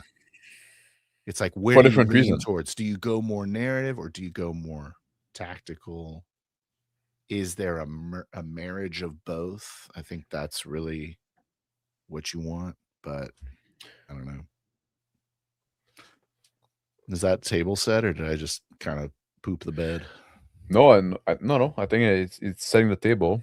Nice. You said it right, right? Like everybody's making like a video like how to fix your combat, how to make your combat Yeah. better. It's Everybody that almost does like any kind of gym advice or role playing advice does that video.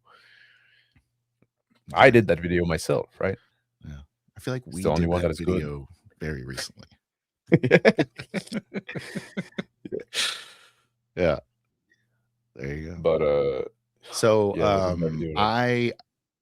I think I'm more interested in the narrative of it.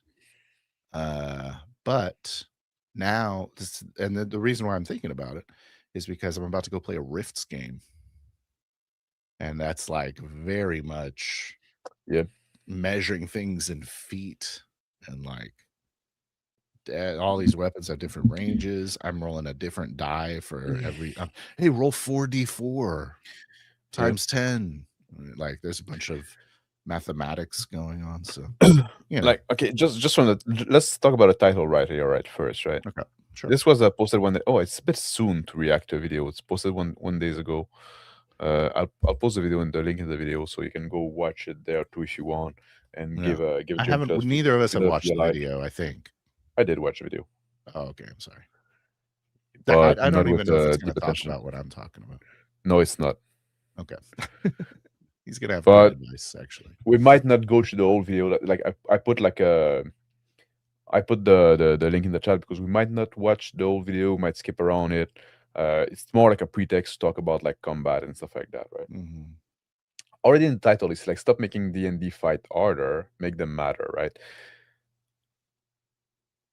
I think there's an interesting thing there because like oftentimes people like they want to have like combat more exciting. They will try to make them harder. That's true, but they're just gonna throw more stuff at it that is gonna require the people to engage more with the tactical grindy stuff, and that's gonna make the combat slower, and that's gonna make it even less interesting, right? Yeah, I I agree. think what you want to do is to have tighter combat, make sure that they go faster, and enforce that your player take their turn very fast,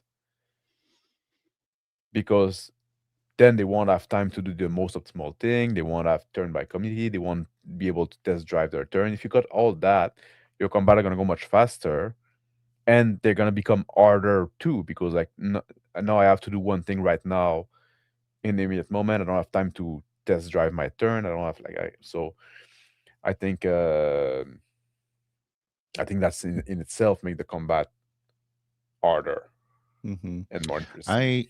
I know before I focused more on role playing, in my role-playing game, I dreaded combat, and I wish that it would never happen. I almost Yeah. never had a combat when I GM'd. I would just be Oh, like, really? we're just playing, like maybe one combat every other session. Yeah. That's about how it was, and it was like resolved very quickly. So it's like, oh, you killed him 1 round, good job. Or Yeah.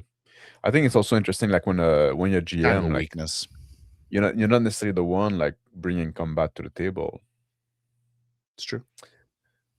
Sometimes Shouldn't you be. don't know there's gonna be a But fight. sometimes you are. But yeah. Sometimes yes, because like you're just being attacked by a random monster or whatever, right? Just like Mhm. then you're bringing some fight. You probably have a reason for it, but a lot of time, right? It's like there's this encounter there with those intelligent people. Could be a fight, could not be a fight. Don't know. Yeah. I've And noticed that I my like that. fights are longer now. That it is more where the role playing is more emphasized. I have longer combats. I want them to be more deadly. Do you have longer combat? We have more turns, more round of combat. Well, I used to have like 1 round or nothing. So now I'm actually like getting combats in my game. Yeah, but like that's the thing. Like we can do like a combat for 6 round. Mhm. That's gonna be faster in real Oh, time for sure. than a 1 round combat. Yeah. Yeah, but compared to like nothing, it's more Yeah. common. But I think I'm gonna you're right. skip the coming up Okay. thing. Yeah, no spoilers. We don't need a preview. Yeah, we don't need a preview. We're gonna dive right in. Although he is better looking as a. Do you think he's better looking as a noir as a figure? black and white? Yeah, No. me neither. Aren't we all? Hello, friends. Welcome back to Yes. GM Philosophy in the Morning. I'm the GM Philosopher. And today we're going to talk about a very specific topic that recently came up in the GM Philosophy Discord. I got to shout out to Dirty Socks for this one because I think he's the one who Dirty started Socks. this conversation. Good job, Dirty Stop Socks. making fights harder. Make them matter. Give them actual stakes instead of just raising monster HP and damage output. I want to talk about this. This is going to be very free form. I mean, this is going to be raw one, guys. So stick with me. This is probably not going to be one of my more polished videos because I just wanted to weigh in on this in a very conversational way. This is the channel where we empower game masters to run better games. So if that sounds like the mission you're on, you are in the right place. Here's what I think when I think about this topic. I think you're right. Here's the problem with grind fast fights or big slug fests or games that turn into a long, drawn out, just, hack and slash, rolling dice and counting damage fest. They can get really boring. That's like also that's a very specific. That's a very D&D problem. A lot of like not only like D&D, but a lot of those SR and a lot of games that are like when you have round of combat where a character is going to do the same thing round after round, and the only thing that changed is some number on the paper. Yeah, those were wasted round. Yeah, and that's something like that's one thing I'm trying to solve with Bastard Sword. Right, I want the combat to be much more dynamic. And so like I want positions to change and who's got the momentum and the advantage should change and who's the so that's something I've been trying to solve a lot, right? I've been working on it because I hate it, especially when you play like a barbarian, something like that, like turn after turn, your turn is gonna be the same. You take the same turn every turn, right? Every round. Yeah, it's a bummer. The best combat I remember is when we were in the dungeon crawl game and you were like whirlwinding everything, like going down the stairs, and I'm just like throwing plants, or I don't even know what I was doing. But I don't know. That was pretty dope. I think though, even maybe you were doing the same thing, but just the dynamics of the changing scenery and like moving through it. I don't know. I was able to visualize it. I think that's why I liked it so much. Yeah, I think that there was some cool scene in there, but it was just like a mostly narrative stuff, right? Because like Easy D6 is simple enough, and so we're like making our way to a corridor. Yep, it's a cool thing. It's pretty cool. While you're waiting for your friends to take their turns, while you're waiting for the other players, you can actually get really bored. Your players can get really bored. I mean, as the GM, you're not probably going to get bored, but your players are probably going to get bored. Your players are going to be sitting there waiting maybe 10 minutes, maybe 20 minutes, maybe 30 minutes. It depends on what level you are and on how fast your group is. We all know that there are some players out there who take 20-minute combat turns. I hope this is Uh-oh. That's a big problem right there, right? No. Do you get bored when we have fight between No. your turn? How come? Maybe I do. Do I? Maybe you do. No. I don't. I don't get bored when I'm playing role-playing games. I don't get bored when I play role-playing game with you. Unless someone's taking like 5 rounds. I get bored when I play dude. role-playing game with there's some group I do or I would, Easy. but I'm sure. because those people are taking like 30 minutes for the turn, right? Or like you're just sitting there. But when we play together, our round goes so fast. Yeah. First, I don't have time to get bored, and secondly, I actually need to listen to what you're doing because it matters, right? Well, that cowpuncher shootout at the end, Yeah. where you're like just failing every roll. I was like, fucking shoot him already. That was getting a little tedious. Maybe, yeah. But I wasn't bored. I was more like laughing at the ridiculous nature. That might not have been like the most interesting And then Crispy, thing, like, thank God, put us out of our misery. Yeah. I feel like he sped it up a little, maybe. Oh, he's here. Crispy, did you He's speed it up because it was nonsense? Probably. If you take 20 minutes for your combat turn, I will kick you in the shin. Yeah. And you know when we talk about like taking 20 minutes, it was just 1,000 rounds. Just nothing was happening, right? It's like like I tried to change bored on positions my like turn. that, change gun, when something doesn't work, like you don't like after like two or three turns, right? Nothing happened. Like, oh, okay, I'm gonna try a different tactic. But I'm getting bored of getting the random number generator because that's all I'm doing. Yeah. But But what I'm saying, like a lot of problem, like when we talk about test driving turn, right? That's also something that really make people check out. For people that don't know, when we say like test driving turn, is like when people like say, "Oh, what would happen if I would do this?" And then like a GM adjudicate what the turn would be if that was what was actually doing. But he's not doing that. He's just asking a question to GM, right? So now, obviously, the other player like get bored, and you don't have to listen to that because I only care about what you're actually gonna do, right? Because that's what's gonna matter. That's gonna impact on my turn. Like all your like if you take like basically like 3 turns because like what if I do this, and then like it's educated and say, okay, no, I'm not gonna do that actually.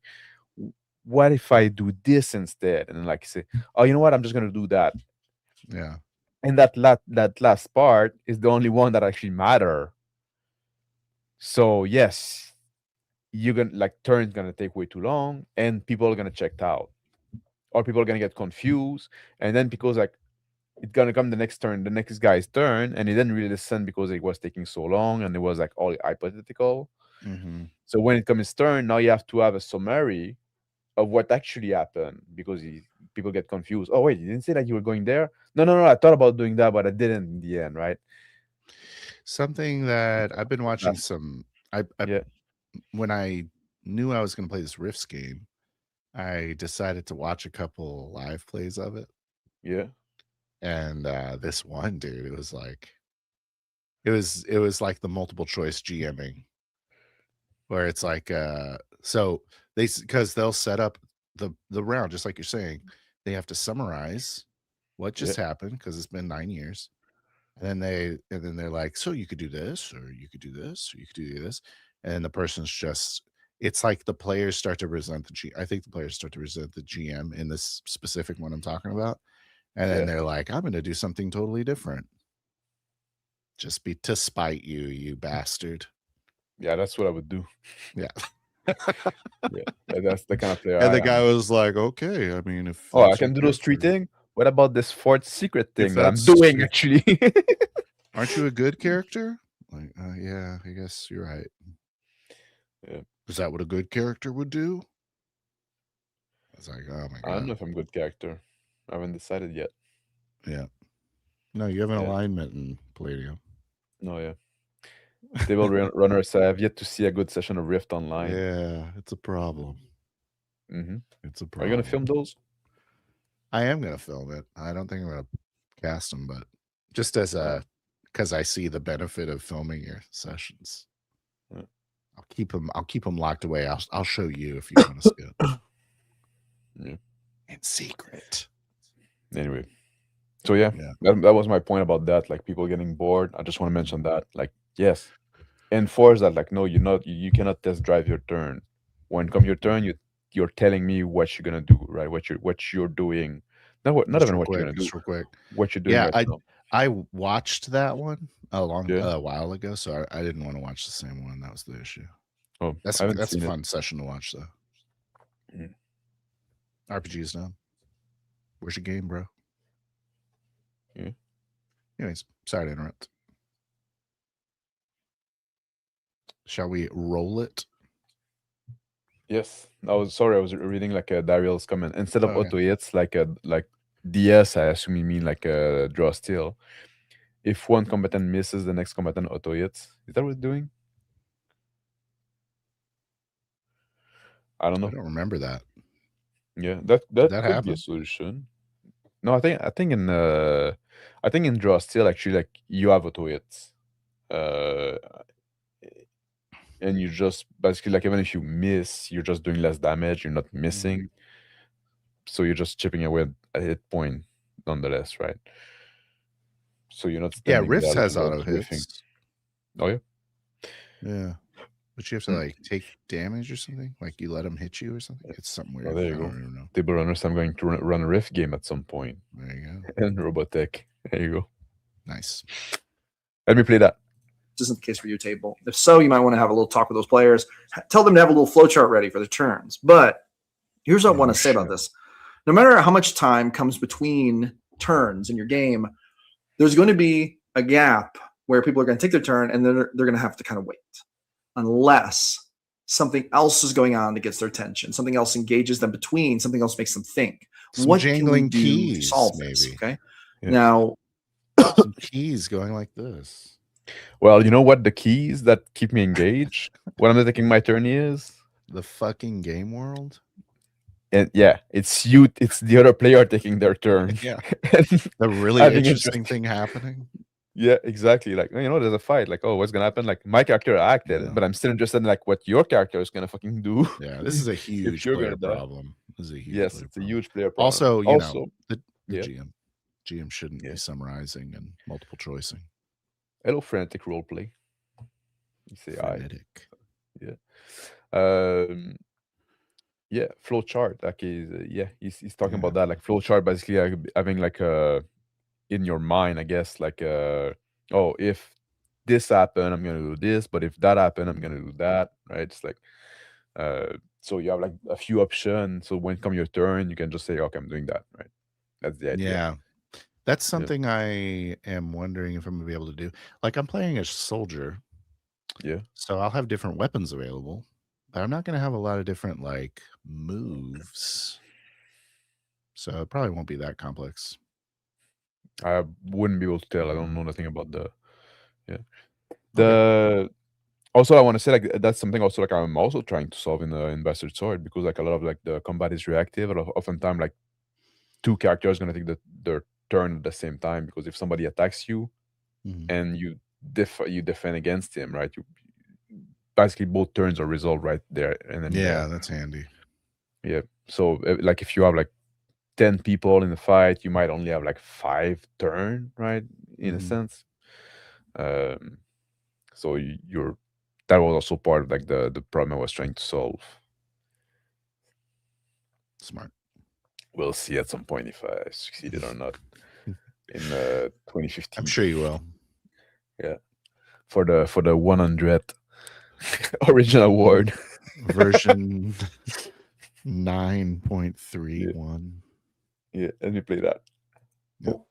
Combat can be made up of many dimensions. There is the combat itself. There's the damage output. There's the damage they're taking, right? There's the rolling to hit. There's the rolling damage. There's the managing spell effects. There's the rolling saving throws. Okay, these are the mechanics of combat. There's movement, right? Now, let's take it another level deeper. Let's talk about the emotional stakes. Yeah. If you got a D&D party together and they all created characters, and all you did was sit down and say, roll initiative, and they're like, what's going on? We don't know the story. How are we? And then the GM is like, it doesn't matter, we're doing combat. And then everyone sat down and they just rolled to hit, and there's just a monster, and it was just a technical combat. Does that sound fun? No, it probably. Some people really like that, actually. Yeah. There's some board people, gaming. yeah, there's some people like you know, when we say something like, well, like when you ask people like to tell them about a story of a fight, or of not a fight, a story of like a role-playing experience Mhm. that was they liked, was really exciting, stuff like that, they're gonna go like to, oh, we had this fight again, like this 27-time deadly encounter, and with all like there was like 15 Ethan, in a room, and then like there was no chance, but we did manage to, some kind of stuff like that, and it's all mechanical. It's all about what they did in combat. There's no emotional stake. There's no connection. There's nothing about story. There's nothing about character Yeah. outside of what their character could do as power. I don't And they're having care fun. about the other characters. No, I only barely only care what they about can my do, right? own. And if we can mesh the power together, right, and have some synergy. The only investment is that hour I took to make my character. Yeah. Yeah. So they're gonna tell you about the story, and you're gonna see their eye light up, and you can tell they had a fucking blast, like solving this math puzzle, disguised as a as some kind of story. Yeah. But I agree. I'm not interested in that personally. But yeah, some people are. Who am I to shit on them? Well, Probably You kind know of the boring. first Why? thing about it Because is- there's no story in there. The whole point of a TTRPG, and why you would do that instead of playing some kind of war game or video game, the whole point of it is the storytelling element, the role play element. And you can take this in many different directions. Ooh. are those? Yeah, I'm always the storytelling / role play element. yeah. First of all, are Same those two things the category. same? Yeah. I don't think they're That's quite the the GM. same. The GM's version of role playing is called storytelling. I don't know. Because you could do storytelling with a group of friends without any role play. Yeah. I guess If if you're they want to sit on their doing hands and wait for it to be over. no, but we could like be together and come up with a story together, right? Oh, what will happen next? And then like we're never in character, we don't think in character or anything, so there's no role play there, right? We could just like do storytelling together, collaborative storytelling. It's an activity you could do. Okay. I suppose. Yeah. If we role play, usually there's gonna be a story that's gonna emerge from it. Mhm. So I don't think they're quite the same. They're related, but they're not quite the same, I would say. Okay. But I like that he's talking about the whole point about like that's always a question I ask the guests, right? When I ask like why do you choose to engage in TTRPG rather than play video game, do sports, Yeah. go do whatever else you can do, like play music or whatever, right? Like you choose to spend your hobby time in that. So I like that he touched on that, like he make a statement about it. Yeah, Even I though think like he said collective storytelling, I believe was yes, his yeah, the draw for him, which is yeah, which I liked as well when he said it. yeah, yeah. So it's fair. Like it's not quite the same. I don't think it's a horrible answer. It's not just quite the same answer that I would give, but now he also like put like he said like storytelling. I say okay, yeah, it's important. Like and when he was here, we said collective storytelling. I said yeah, that's close already. But he also like saying and the role play thing. So now you got me right, because I think the role play is why we play role playing game. Yeah. Anyway, I just wanted to pose on that. He might have different definitions for yes, role playing and storytelling than we do. So you never know. Yeah. To many different extremes, but it's basically a game conceptualized within the group mentality at the table in the intellectual creative space of the human minds sitting at that table, imagining the world and the story taking place. Part of this is what gives it its magic. So when you are fighting and doing combat, generally there are storyline stakes. So this is another layer. You have storyline stakes on top of that. I mean, this is really good, right? If you have a reason to fight this creature, it's like this creature's been terrorizing the local village. These little children you talk to, their mother was taken by the creature and they were crying and very upset. Little Timmy was so sad when he saw his mother drug into the woods in a grisly fashion, blood trailing behind, right? He saw fangs and just this creature glaring at him while the creature took bites out of mommy, right? Jesus. He recounts the story. This raises the emotional stakes and then it makes the players maybe think, oh my God, I'm What would you say, Phil? Intense. That's my problem What? with being a role player. What? When they describe things like that, it's just it's a monstrous, man. I can't help but like imagine that. Imagine Like, what story. empathizing with little Timmy Oh, as he watches a creature eat his mother. oh, really? That's hardcore. Were you not listening? Yeah. Yes, I Did I was. catch you not listening? I was looking at the chat a bit. I see. Yeah, but I did listen to this video before, so I know what he was talking about. So, but I was just not sure. Like, Elf Hunter was imagining himself as the monster. I was thinking, The But what do you different think? What do you curse. what do you different think? curse of the So far, do you think? I think emotional stake are good, obviously, right? Yeah. But not always necessary. I don't think they are for every combat. Emotional stakes. In the game that we played together, I mean, what you was want to survive. There's fear, there's courage. There's love and friendship. For the people fighting by you and yes, hatred.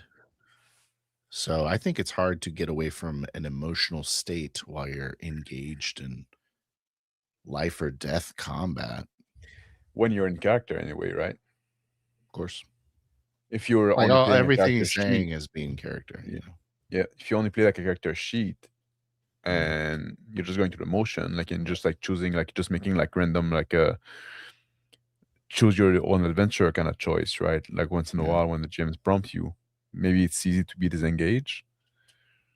But Right. even if it's like a random encounter, right, where like, oh, you're just walking in the wood and then like suddenly like a giant wolf shows up, right?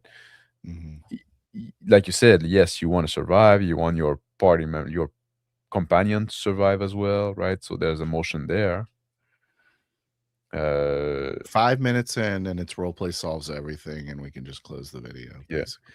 If it's a fight also like that, it's just like a fight, some games that you have like those easy fight that you're not gonna lose, nobody's gonna die, but it's just there like to deplete some of your resource to get you a bit softer for the big fight that is gonna matter. Maybe those are so easy to get disengaged.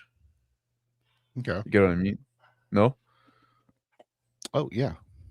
I mean, you're talking about the hypothetical non-role player that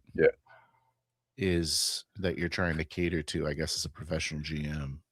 Yeah, exactly. I guess you're right. Like that's the thing. Roleplay solve everything, right? Get in character. Yeah. Get in character gives you emotional stakes, gives you story stakes, gives you everything stakes. All the stakes. What is the fight? We eating, y'all. In the game that we played together, what is the combat that was the most marking to you? Oh, 100% when we were on that resort world with John. Amsterdam. Yeah. When the first monster showed up. Yeah, I agree. That's where I would have gone. And then the second monster was probably number 2. They're pretty close when we're locked in the room with it. Yeah. That's pretty intense too. Yes. Yeah. Why? Like there was a lot of emotional stake. Like it was a monster we didn't expect to see. There was a lot of like a civilian getting blown up by those suicide bomber. Yeah.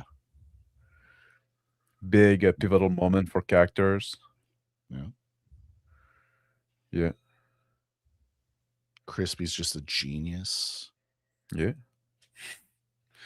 But yeah, those like there's some fight that were like cool because like cool action and stuff like that. But this one was marking in different level. There you go. Yeah, and I mean, I hooked my character to it. Yeah. The arc was very And then you died. inflection point, and then I killed him off. Yeah. Arc resolved. No, you shouldn't be They courageous. get their weapons and their spells, and they go after him, and they get to his lair, and they're going to fight him. This raises the stakes. So we have one layer, which is just the mechanics of combat, and then we have another layer, which is storyline layer. And we even have started. Yeah. What do you say? 2 layers. 2 layers so far. Sorry, 2 I layers so shouldn't far. talk while he's talking. Maybe it's gonna be a third one. Maybe not. Building another layer above that, Emotional. which is actual emotional stakes. So we have combat mechanics, then we have story stakes, then we have emotional stakes. For emotional stakes, all right, okay, he's gonna explain it. it has to be made personal. So for some reason, the characters have to really care about it. And this can be done like secondhand through like Timmy retelling the Grizzly story, and maybe it'll appeal to the heartstrings of one of the characters, or maybe the creature attacks the party and then they're able to fend it off, but only after it has put someone down, or only after it made them mad, right? Maybe. Yeah, exactly. Welcome to the party, pal. Yeah. So mechanical engagement. Mm-hmm. That is the baseline. So that's like, I have done away with that, and I'm wondering if I've lost something. Oh, that's an interesting question. I often said, like, I like to have some crunch in game. That's what that's why I'm working on Bastard Sword. Like I have favored the other 2 layers, but I just don't want the crunch to get in the way of the role play, right? That's the thing. I like to have something that I can, like, I don't want just slop, right? I want something that I can chew on a bit, but not at the detriment of staying in character. Yeah, too. It's like yeah, I kind of bypassed that first layer because I really want to get at the other 2. But I do like it. I do like mechanics. And it's also like, we played a lot of EZD6, right? And even though it's a very rule-light games, I say like one thing that is genius they do with the karma mechanics, where every roll, basically you have a choice to make, right? So there is something mechanical to keep you engaged in a sense, right? It's not much. That's true. But it is something. Yeah, so it's like, when does it take away from the other 2 layers? For me, it's like when you play Daggerheart, right? And you have like a lot of things that you have to get out of like your character mindset, because like you have those power you can use and stuff like that have a lot of like if, then, this, what, and like, so I say, okay, can I use that now? And, and there's many layer, many conditions you need to satisfy. There's that. Then you have like the kind of tag team move you could do that you have to talk in out of character, basically, to you have to do rules by committee. Tag team moves. Yeah, the draw still do the same thing, right? Draw still is a game that assume you're gonna talk out of character and do turn by committee. So that's like, I don't like even when there's like mechanic that when you have like so many buttons to press, right? Then now you're no longer like seeing the world through the eyes of your character. You have to focus on your character sheet, looking what's appropriate, and they all work slightly different. I think you talk about like alpha gamers is a board game term for cooperative in cooperative board gaming, where they are the ones that decide the strategy for everybody. Like when that starts getting into role playing, it's like the worst combat. This is the most boring thing you can ever do. In your life. We swerve that because if it's not your turn, you shut up, right? Basically. So that's already.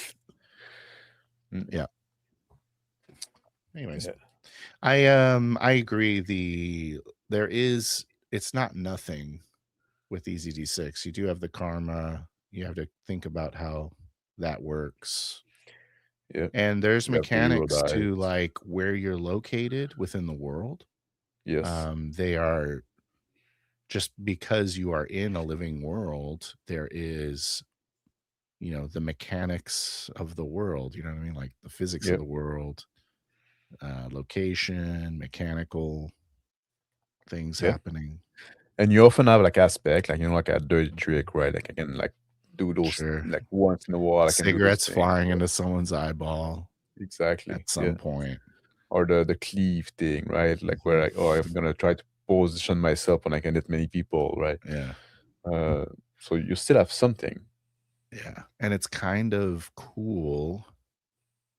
I don't know what layer this would be involved, but it's like when you describe the mechanic, it's interesting. When you describe it narratively, like throwing a cigarette at someone's eyes. Anyways. Yep. Like it's more interesting than saying like, oh, I use my dirty trick Mm-hmm. to do that. Although dirty trick is easy enough to put in a sentence. Maybe that's kind of the same thing as the idea of like role playing is the game. Maybe the mechanics are the physics of the world. You know what I mean? Yeah. That's what they're supposed to describe. Yeah. Yeah. So they're unavoidable because the world is going to have physics. Yeah. So now he's talking about 3-layer, right? The mechanical aspect. That's that's what we used to call like the 2D gaming, right? And then like the other one would enter like the 3D and 4D. We can still call it 2D gaming. Yeah. Well, people get mad. It's okay. Maybe it's been harassing them, teasing them. Maybe it's been sending its minions after them, and they know it, and it's just been a source of frustration or danger or fear or whatever it is. So now they have personal stakes. They're emotionally invested. So this is the next layer. This is probably the most powerful layer you can engage. Okay, this is very, very important. Combat that involves more than just swing sword, do damage is going to be way better in terms of keeping everyone engaged. Everyone is going to be watching with bated breath, or at least a lot more interest if there are emotional and storyline stakes. However, we can also introduce what I would call encounter level stakes. So this is where you do things during the encounter that raise the stakes even more. So let's say that this party interviewed the town. They found out there's a creature killing people. They talked to little Timmy. Little Timmy had his mother drug off. Maybe this is storyline stakes, and maybe it tugs a little at the heartstrings, but we don't quite have emotional stakes. Then, when the players spend the night at the tavern that night, they wake up to a roar. Something like, yeah, Timmy, we get it. Your fucking mom died. I don't really give that much of a shit. Yeah, get over it. Do all this stuff out there. Are you done with your story yet, Timmy? Because the game's on. Yeah. Just like, are we finishing that? Pause. That's an unfortunate pause for GM. Yeah. We should. Are you finishing that? Or we? I think we can be done with the video. I think we can be done with the video. I think we talked about leave it a like, guys. 13 likes. Yeah. Come on. Yeah. What are you doing? I'm not signing, so I cannot. Oh, okay. Yeah. That's it. All right. So I posted the link in the description below, in this chat, in the description too, below, and in the chat, so you can go watch it on your own if you want to have the conclusion of that. Yeah, and give him a like and a subscribe. I like Gem Philosopher. Me too. He's a really very nice guy. Yeah, very very thoughtful. Yes, he put some thought in the subby, which I appreciate a lot. It's like a video every day. Yeah.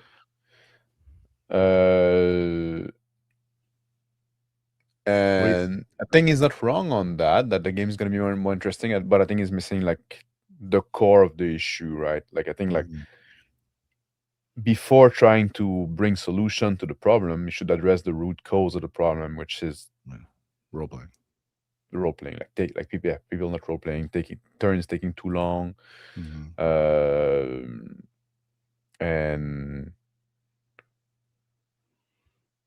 people being disengaged and stuff like that, right? There's a solution to that. So there you go. Yeah, I agree. Go watch my own video about like how to speed up combat. I addressed that a lot. A lot of videos are that. I mean, Shauna was right. Yeah. Role-playing solves everything. It really handles like 90% of Dungeon Tube. It's like, hey, how do I get my characters to give a shit? Like, oh, okay. Basically, if your question is how do I get my players to give a shit, your players are terrible because they're not role playing. Well, I think a lot of it like is sometimes it does come from GM issue, right? Sure. Like if you do the multiple choice GMing, if you railroad them, if you yes, they're not gonna give a shit. Yeah, that Rifts game I watched renewed my hatred of GMs, I guess. That's true. Yeah. So like I don't want to throw the player under the bus, right? I Sometimes like do. I want everyone and on I often say like the put problem with like those everybody under there. the problem with a little game, right, is like you have GM that just want to tell this cool story that's in their mind, and they're forcing their friend to sit to them. The friend Dude. don't care about them. They just wait for the combat where they can play a game because they're there to play a game, right? This video So I watched, man, the exposition dump at the beginning. Yeah. And then like this is the telling part. He got through all the exposition and he was like, "Oh, you probably could have done this and this. This is kind of how it is, like this." And he's like, "And I'm gonna leave it open right there." So it's like, okay, now you can finally say something, peasants. Yep. And I was like, holy shit. And then you could tell like there's at least one of the players was like getting pissed. You know, I'm known to Stop talking. interrupt GM when they start the game with too long exposition. I'm just gonna take a turn now. GM, you've done You enough. you had your fucking chance, yeah. Yeah. Love that. Yeah. So I find that I'm like when I do that was I don't know, whatever. What? Basically, like when I GM, like I feel like I don't do long enough at the start. I'm just like, okay, you're in a bar now. That's Yeah, kind of I like what I was that. doing before that. I like that. You don't want any. No, you can always come back when you have your next turn and say something happening, right? Yeah. But like let give a chance to the player to establish themselves in the local. You don't want to get that. I rather that than oh, you're all sitting at a table and like it's long and drawn out, and now you're set up like you can say, oh, you're in a bar, so I'm playing dart, right? There you go. I'm not sitting with the guy, actually I'm doing something else. Nice. Say something about my character, right? So yeah. I agree. Yeah. So I ended the poll and we didn't solve anything. It ended up like a split? Was it a split? 50-50. Nice. Yeah, 50-50. So but Daggerheart has a 50% chance to win. It's pretty good when there's like 10 nominees. I guess so. Pretty good odds. Yeah. Coin flip on Daggerheart. We'll see. Can we bet on that, like with the Polymarket? Polymarket? Can those Polymarket do Origin Awards? The Origin Award? They should. What are we doing? Yeah. Anyway, let's bring the wheel. The wheel of Ren. Bring the wheel? Yeah. All right. Let me share my wheel. It's a bit late. Are we doing the creative one? I mean, yes. You can. It's a bit late. It's for you, right? With 2 hours in already. But I'm game. Let's go. All right, let's do it. Stop being a lady. All right, you ready? Yeah. I'm spinning it. I'm waiting for you, man. Oh, wait. I forgot to do that. There you go. The exposition. Yeah, there you go. The MacGuffin. Oh, we never did that. All right. Well, we're going to switch over here. Oh, look. Here we go. Couple of spins for a MacGuffin. Lemon. Lime. Sorry. They're limes. They're lime. Yeah. A crime guffin. Oh, okay. We better not double crime because I'm going to be pissed. Yeah. Fantasy crime. Ooh, that's kind of cool. Yeah. Yeah. So I feel like the obvious place to go with that, right? The MacGuffin and the crime scene. Yeah. What? What's the obvious thing to do? Doesn't mean that we need to do that, but it'd be like some kind of like piece of evidence, probably, Mhm. for a Piece crime. of evidence. See, the question is, Would that count as does the MacGuffin? MacGuffin allow you to commit the crime, or is the crime to get the MacGuffin? Oh, when I'm saying crime, I'm thinking that you're trying to solve the crime Oh, more okay. than you're trying to commit the crime. But it's true, it could go the other way around. Like Zone RC Fantasy Heist. That could be it too, right? Yeah. If we think about it, These are genre things. and that if you think that of the D&D movie, that's what it was basically, right? A lot of the movie they're trying to get this MacGuffin to. Is crime almost like, I guess that's why it's fantasy, but it's very general. Crime? You could do a crime in any setting. Yes. I Okay. guess, yes. Yeah. I don't know if you can do a crime in post-apocalyptic. Crime against humanity. Yeah. Crime against God. I guess. There you go. All right. What about, I like your idea though. I want let's go the other way where we're trying to solve a crime. Solve a crime. Yeah. So you need a MacGuffin that's going to allow you to solve a crime.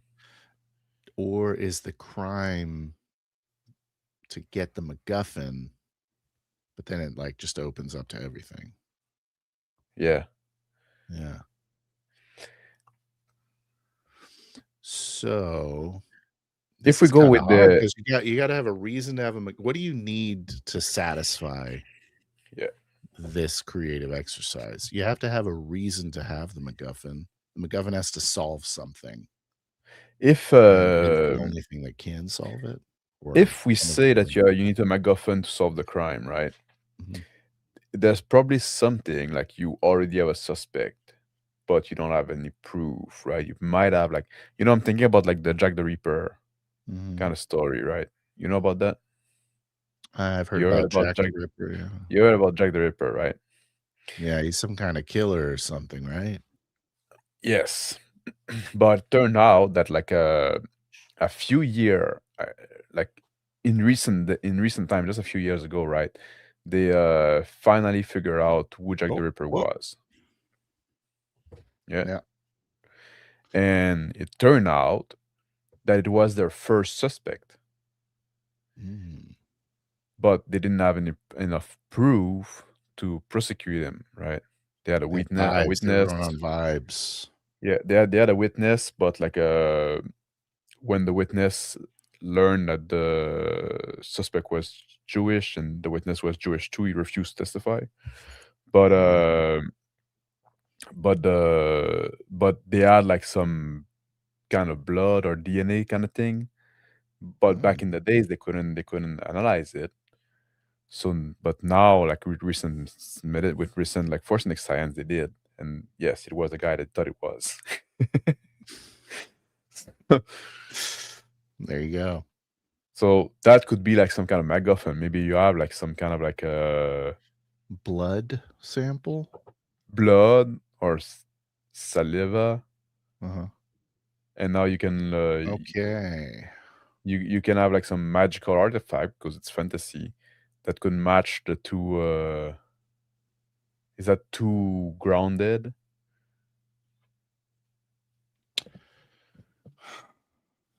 MacGuffin could be anything, dude. Yeah.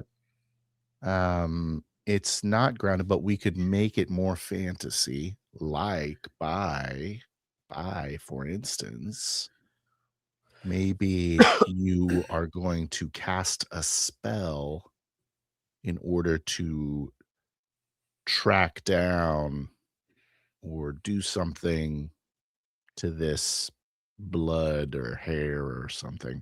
Or maybe it could be like a scale of a dragon to help you track down the guy. Maybe there's like a high level component needed, this ritual magic spell that tells you where these guys are. Because if we're in a fantasy, like if you play like D&D, right, you have like speak with death. right? And that's how crimes are resolved, right? We're Like, obviously not playing D&D, so yeah, but yeah, go ahead. or we could be playing D&D, but like this spell is not available for some reason. But could you have like some kind of like magic item that would actually do that? And that would be like, oh, you have to go fetch that Mhm. to solve the crime. It needs to be like a pretty important crime to solve too, right? Like the murder of a king or something like that. It's not like just like a murder of a peasant. Nobody care about that. To Mhm. send people on a quest that you need to retrieve this item that's gonna prove for sure that this guy is the culprit. Like, so not only like the victim need to be important, but the suspect also need to be important. Like, you don't want to accuse him for nothing, right? It's not just like, oh, it's probably like the maid did it.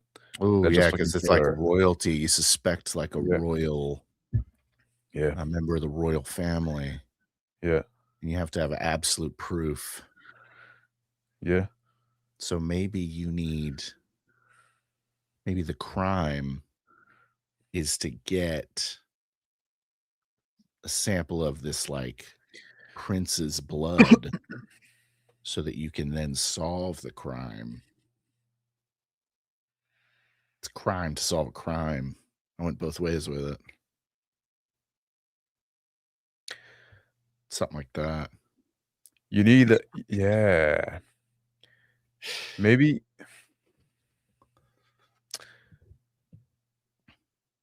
you just need a sample of blood. Maybe you suspect like that the brother of the king did the murder or whatever, right? Just like, And so in order to get a sample of blood, yeah. you have to have another MacGuffin in order to collect this blood sample without him knowing.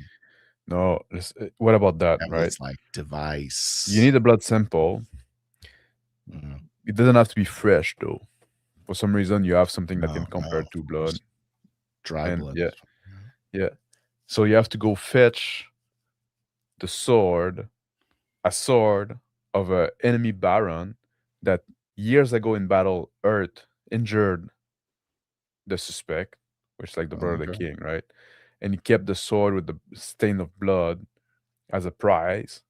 So now you go out, you have to go get that sword to get the blood sample, but you cannot let the baron know that's for that because he's Mhm. an enemy and stuff like that. Then he'll rat you out. Yeah. So now you He's have like in on it. He's in on the whole thing.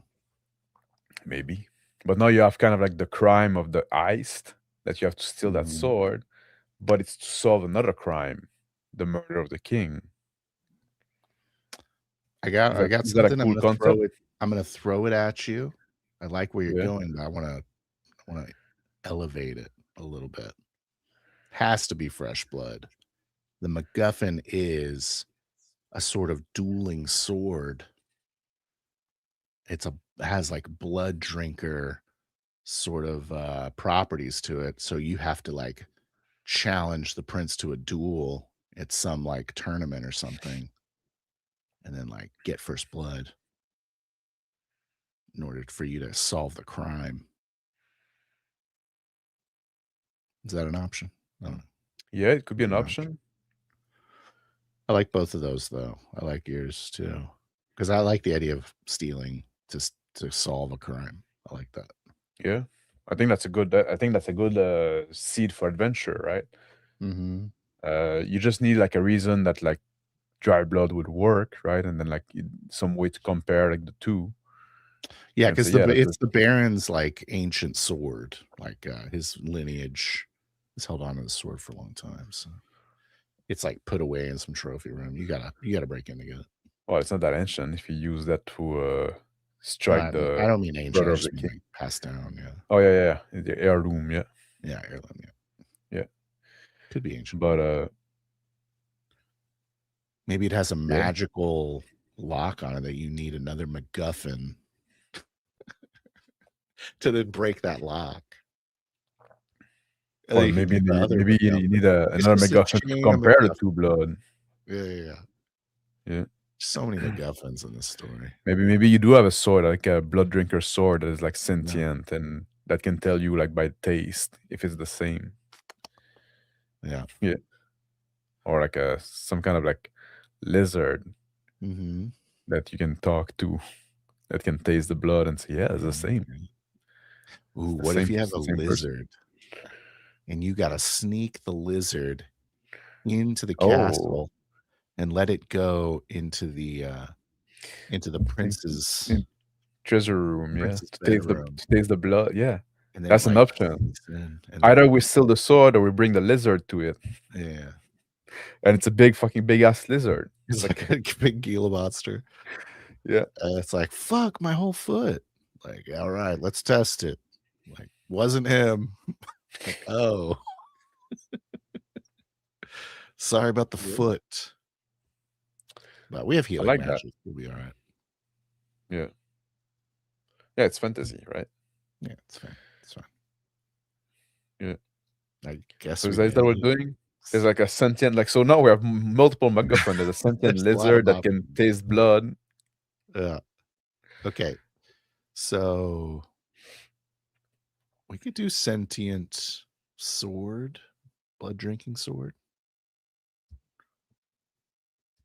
We could. Yeah, that seems fine.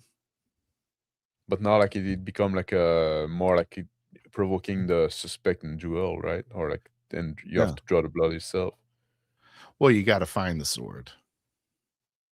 So you got to find the sword. Yeah. The question is, who believes a vampire blood drinking sword? But the sword can tell you if it's the same blood or not. That seems weird, right? If it's not more than the lizard, maybe a little more. Than like, the what lizard. is he comparing it to? Like, what do we? I guess the crime had some blood on it.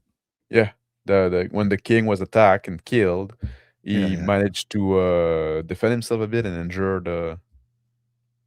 Some blood splattered on his cloak.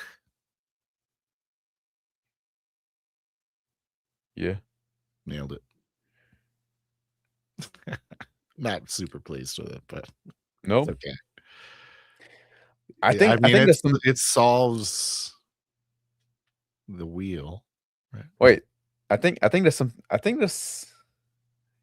it's one direction. There's multiple directions, but I think that could be like a cool scenario. Listen to that. Like, the king got killed on the crime scene. The king managed to defend himself and did draw some blood from his opponent that killed him. Mm-hmm. We suspect the opponent is the brother of the king, but now he's in charge, so we can't really harass him. Yeah. So we need like strong proof, right? We know that years ago in a battle, there's some baron in a different country, in a different kingdom, that injured the king and that he keep a sword with the blood stain as a trophy in his throne room. And there's those lizard that sentient lizards somewhere that can taste blood good enough to tell if they come from the same person, regardless of time, right? So now we have to go find this lizard and either bring it to the sword or go steal the sword. That's a cool premise, no? So the sword injured the prince earlier? Yeah. Okay. And we're taking the lizard to lick on the stain on the king, and then he's going to go lick on the sword. Is that right? The stain would be like on probably the king's dagger, right? It was probably brought the cloth with me. Yeah. Yeah. A cloth, or like I would assume like it's probably like the king dagger, right? The king probably have a dagger. He managed to strike the guy attacking him. His blood-soaked, yeah, murder clothes. But there's a gnome that eat lizard. But that gnome is being hunted by there you go. Yeah, there you go. It's all the fucking goblins have their own blood drinking axe. That's right. Yeah. All right. You write up the scenario and enter the 40 game jam. Exactly. Yeah. I think it's a cool seed for adventure, right? Like I don't even know what that means. But yeah, we should. Oh, they're doing a 40 game jam? You didn't hear about that? No. Oh, people can submit games or scenario adventure, stuff like that. Yeah. I don't know much about it. I'm too busy right now. You're a busy guy. I'm a busy guy. Yeah. Keep myself busy. I don't have a job, so I need to.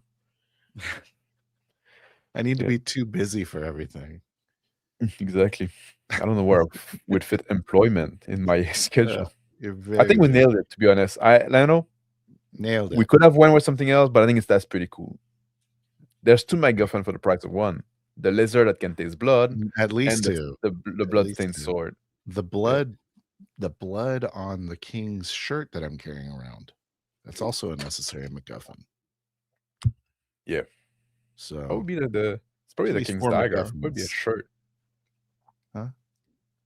What would be like the king's Oh, shirt? The king's shirt would like oh, stained with the because king's it's blood. got splatter on it. Yeah. Yeah. I don't know. Well, that's the dagger was stolen. The king's dagger. That's another MacGuffin floating out there. Oh, If there you you can go. find that one, that'd also Yeah. work. But we already have the shirt. Okay. And this splatter right. is not from a king's wound for some reason. We can tell. The lizard can tell. The lizard knows. So there's two type of blood on there. That's What?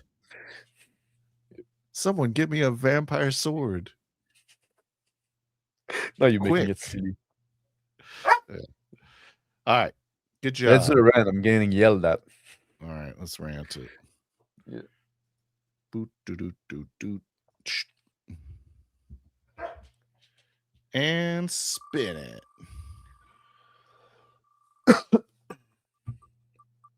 Ooh, ooh. Creating interesting villains. All right, you start with that. Yeah. You want to start us off, or should I No, start? you start. You start. You start Okay. with this one. Interesting villains. So the cool thing about villains is you can finally be as cool, if not cooler, than your players. You made it, Gio. Finally get to be the coolest person in the room, you bastard. Oh, you don't have any advice on how to make your villain interesting? Oh, yeah. That's where you were going.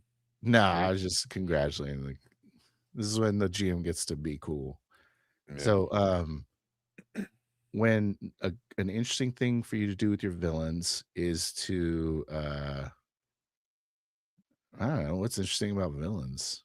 I guess step one is make sure you know what's going on with your player characters. Kind of tie it to what's going on and what they like, and get some foils going. I would also basically what you need to do for a villain is give them a goal and make the players the obstacle to achieving their goals. I think like the give them a lot of resources. Okay, I'll take a spin at it. Okay. I think the way to make interesting villain is to make them full person, right? You don't want them cartoony. You don't want them like unidimensional. They need to have like different goals and interests, and they need to have internal conflict as well, especially if they're like doing bad stuff for good reason, right? Stuff that they see as good, right? Maybe they question their way, maybe they question their thing like that, or they've been hurt and stuff like that. And, you want to have something that you can relate on your villain. Yes. If you want them to be interesting, like that's gonna be like much more like you're gonna think about them more if they are relatable than if you're just like a big monster, right? That just like Jason Voorhees. You don't think about like I don't think it's an interesting villain. You don't think about Jason Voorhees. There's nobody like thinking like, oh, Jason Voorhees did nothing wrong, right? If you take Griffith and Berserk, there's people defending him, and you're gonna have debate and stuff like that. If you take Darth Vader, right, like in Star Wars, and people like say like, oh, well, the Empire is actually the good guy, right? You can have like when you have those kind of argument, or Thanos, what people would say like, oh, Thanos was right, like those fucking stupid people. I mean, if Jason's around, you're interested, right? Jason is not commands your interest. Jason is not a real villain. He's like he's not a person. He's like a force of nature. It's like a monster. Sure. It's like just like something. It's just a killing machine. Just something that's coming to get you. There's no. Maybe Freddy Krueger is more interesting. Why is Freddy Krueger more interesting? Because he has a personality, and he got a past, and he got hurt, and he got like burned by the people, and he's there for revenge, right? And taking pleasure in torturing. Like Jason Voorhees doesn't take pleasure. I guess he's revenging himself for some reason. He's just like a murder machine, but it's so shallow. Yeah, it's fair. Yeah, Yeah, I agree with that. I guess I like kind of like Freddy's the interesting because idea it's of creative. I kind of like the idea of having these types of alien villains where it's like clearly evil. I don't know that I think it's almost like the exception that proves the rule, right? Because it's like it's interesting to do the other way once in a while. But Yeah. I would say that normally you have to have a real reason to be doing the things you're doing, I would say, for sure. And what Elfontar said there, like, I take nothing wrong with using force of nature in PC. Yeah. I agree with that. It's true. That can be interesting as well. But if you do that too, like the interesting part can come as like, how do we stop this seemingly unstoppable force, right? Like the xenomorph, like it's so overpowering and stuff like that. Now, like, the interesting part is like understanding the creature and trying to find a weakness and stuff like that. So there's like you need to have something to hang on to, I guess. It's almost like the way to beat it is to kind of humanize it in a way, like give it a weakness or try to figure out why Jason's Jason. You know what I mean? It's kind of the way to. Even in the first movie of like Friday the 13th, right? Like at some point, like the girl like dressed as Jason's mother to distract him, and that's what allowed them to win. So I guess they're still trying to do that, but like then it went goofy in the other movies, and they kind of dropped that. But nice, yeah. Yeah, I agree with that. So do the old Guy Sklanders way, as my opinion. Yeah. Your villain. You say someone wants something badly and is having trouble getting it, and that's pretty much the main driver of conflict in your game. Oh, Elias said it was like Friday 13 Part 2, so he's correcting me on that. Sorry, I'm not Part 1 was the mom doing the killing. Oh yeah, it's true. Yeah, it's true. Now I remember. What was her deal? Because she was upset that she lost her son. There you go. She's a Earth villain. Yeah. And also like the villain doesn't always have to be the interesting part in the game, right? Sometimes like the game is not about that. Maybe the interesting part of your game can be the players' characters. Yeah. Exactly. But this is when the GM gets to be interesting. They get to have a character of their own. Mm-hmm. But there you go. I think we nailed it. Nailed it. So we don't have to talk about that again until we roll it again on the wheel. Do I leave it on the wheel? Yes. Yeah. Okay, yeah. That's the whole point of the wheel. There's always a reason to go back. That's why it's called like I forgot my banner again. Like that's what it's called yeah. I thought it was called like here we go again, right? Yeah. Always the same topic coming over and over again. But then like I don't know that I'm gonna change my opinion on some of these things, you know. Maybe we will. We'll see. That's interesting. We haven't rolled the same thing twice yet, so it's true. There's a lot. Mm-hmm. You were right to put a lot.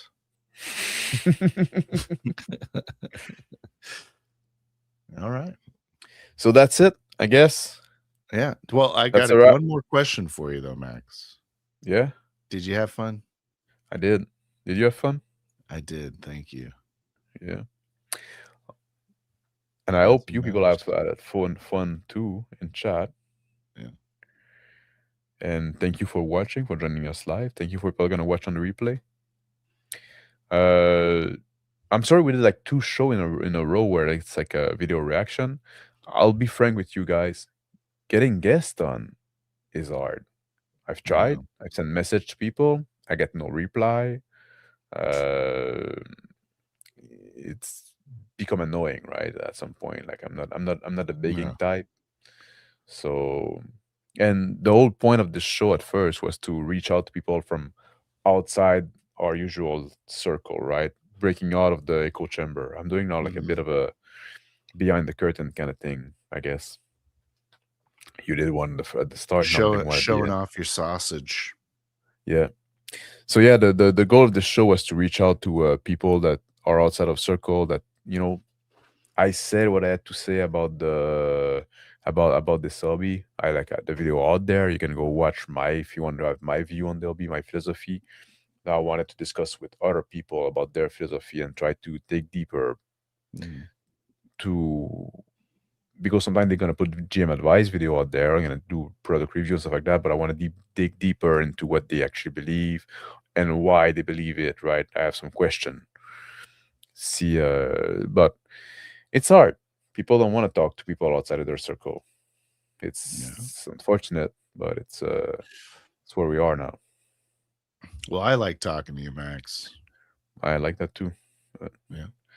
Yeah. Luke. I don't know which Luke.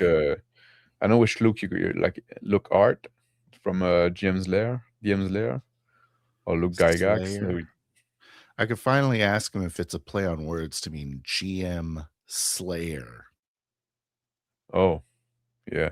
So I've always wondered if that was a play on words. If yeah, it is what it is, right? If I'm always open to talk to people that I never talked to. If I talk to you before, like I don't want to hear from you again. I'm done. You know who you are. Yeah. Yeah. No, I'm kidding, obviously. Like sometimes, like Yeah. But I have to convince him every week. It's like, no, we could still talk more about other things. Yeah. He's like, anyway, we'll find something. Like we might still like Jacob's idea at some point and go like do a Reddit post directly. Good idea.